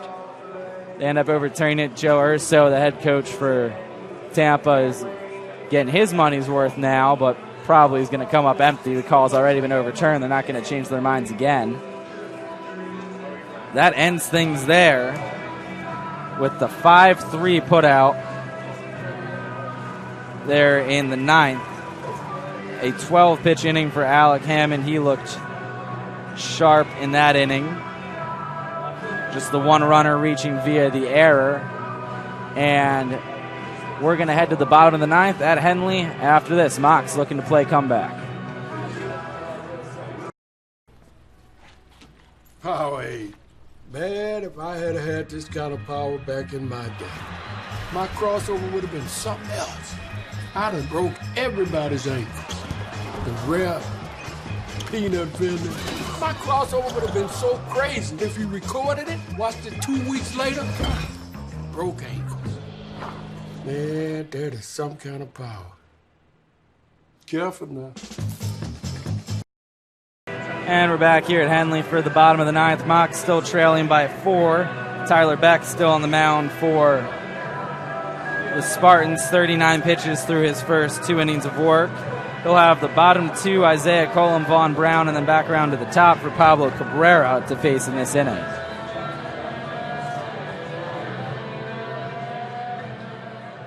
I was talking to Isaiah before the game. I'm like, you ready for a long day? And he was like, I don't know what it is. I don't mind catching in the heat. Just one of those Florida boys who just doesn't really bother him too much. You know, growing up around here, you're playing 3 games a day in tournaments on weekends, dying in the heat. He's like, I'm used to it. Just don't mind it very much. You become immune. I wouldn't say immune, but it bothers you less than it would playing in the cold. You know, you have your preference that way. Isaiah rips the first pitch of the inning to left field. That's going to get down a fair ball. Rolls all the way to the corner, and he should stroll into second with a leadoff double. For Colum, his second hit of the game, he's 2 for 4. jumps on the first pitch here in the top of the ninth, and there's some life left in this Moccasins offense. 40 pitches now for Beck. He might be running out of gas after throwing 19 yesterday. There is action in the bullpen. Vaughn Brown steps up, who's on about his 5th walk-up song of the year. And he'll bat. He's 1 for 3 in the game. I liked his last one. His last one was my favorite. As he chops that one foul. 0-1 now on Vaughn. It was It'll All Work Out, Lil Wayne from Carter 5. He had like the part where it gets really hype after like the 3.5 minute long build. And that was my favorite. As far as just quality for a walk-up song. This one's not bad either, but changing it up again for the last home series. 0-1 pitch on the way. Line drive, softly hit, right center field. That's going to get down for a base hit. Vaughn's second of the game. Colum advancing to third. He's going to have to hold there. Now batting shortstop. First 2 reach, and Beck definitely now running out of gas. Runners on the corners for Pablo Cabrera. The Mocs are being given the green light here in the bottom of the ninth, and they are producing. Cabrera 2 for 4 in the game so far, a homer and a single. And this is one of my favorite walk-up songs all year is Pablo's, if we're staying on that topic for a second. He just added it the last couple of home series, and it's a good one. First pitch to Cabrera. Checks his swing, did not go. That one missed down low. The appeal, no swing. 1-0 on the Mock shortstop. Tying run is on deck for the Mocs. 2 on, nobody out. Cabrera at the plate. This is right where you want to be if you're Florida Southern. Pickoff move. Vaughn's back in. It's going to get away, and he's going to have no chance to advance. Not very far away from Perry over at first. Only about 7-8 feet away.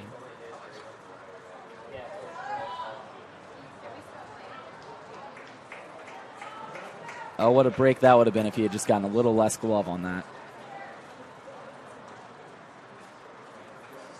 The 1-0 to Cabrera. Called strike, 1-1. Vaughn was about to go on that, ended up pulling up.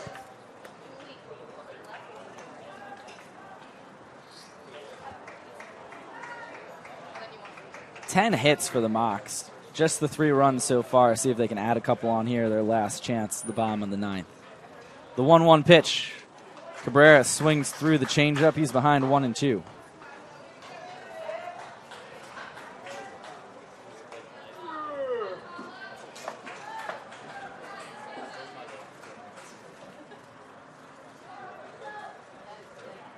.45 pitches now for Beck.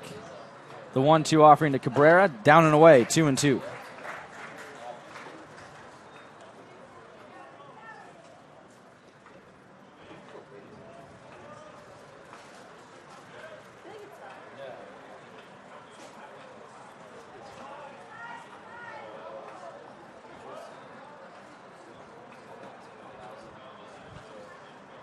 Pickoff move. Vaughn's back in. That one's off of his body, right by his feet.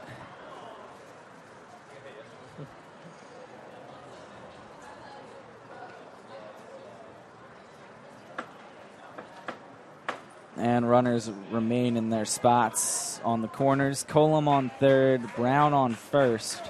Cabrera in a 2-2 count at the plate.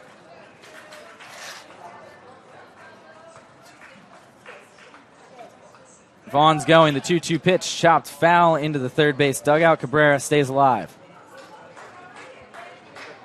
Good time to run if you're Vaughn. Try to break up any potential double plays with 2 strikes.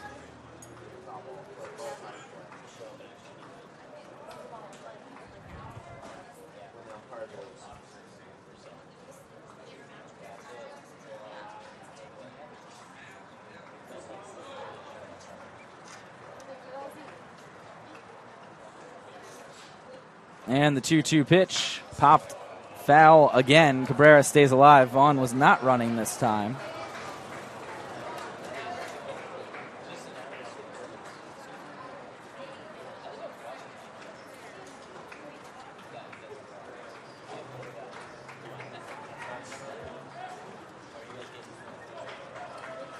And the 2-2 again. Cabrera once again staying alive, fighting that one off.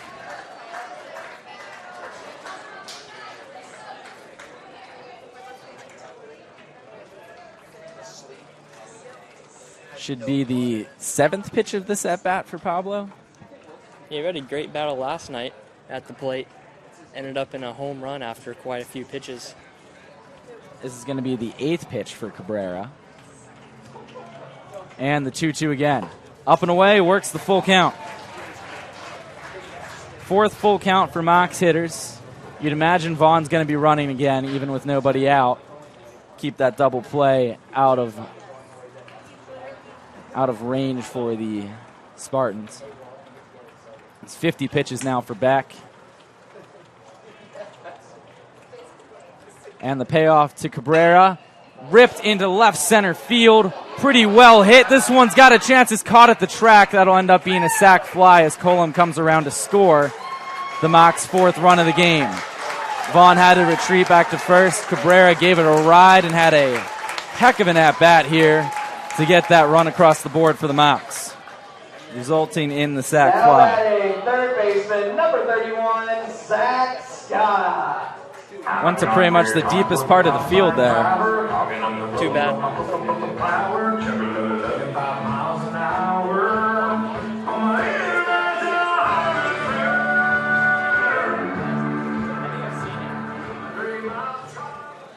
Zach Scott now to bat.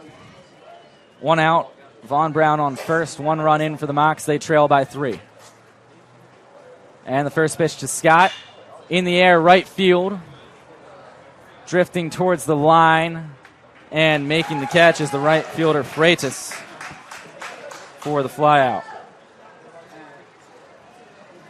Brings up Christian Maglish with 2 outs. And the Mocs down to their last chances here.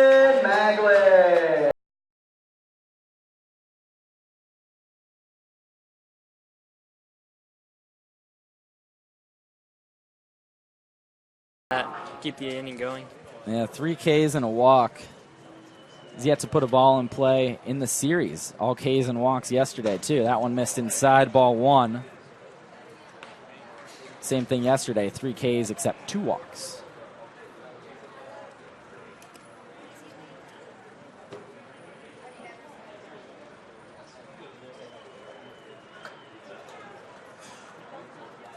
And the 1-0 to Christian. Fly ball right field, pretty straight away. And settling under it and making the catch is Freitas for the final out of the game. Mocs drop this one at 7-4, the final. And they fall to 23-26 on the season. Tampa improves to 35-14 on the season. Final thoughts on this game, Hunter? Just hopefully they can turn around and win the next one. Well, they'll get a chance in about 30 to 45 minutes for the final game of this series and final game of the regular season. For the Mocs coming up, we'll be back in about 30 to 45 minutes with that game. This game highlighted by the 2-run homer by Pablo Cabrera. Also had a sac fly, so 3 RBIs on the game for Pablo. As we said, we'll be back in about a half hour. I'm Andrew Pauling, and thanks for tuning in with us for Game 1 of this Saturday doubleheader.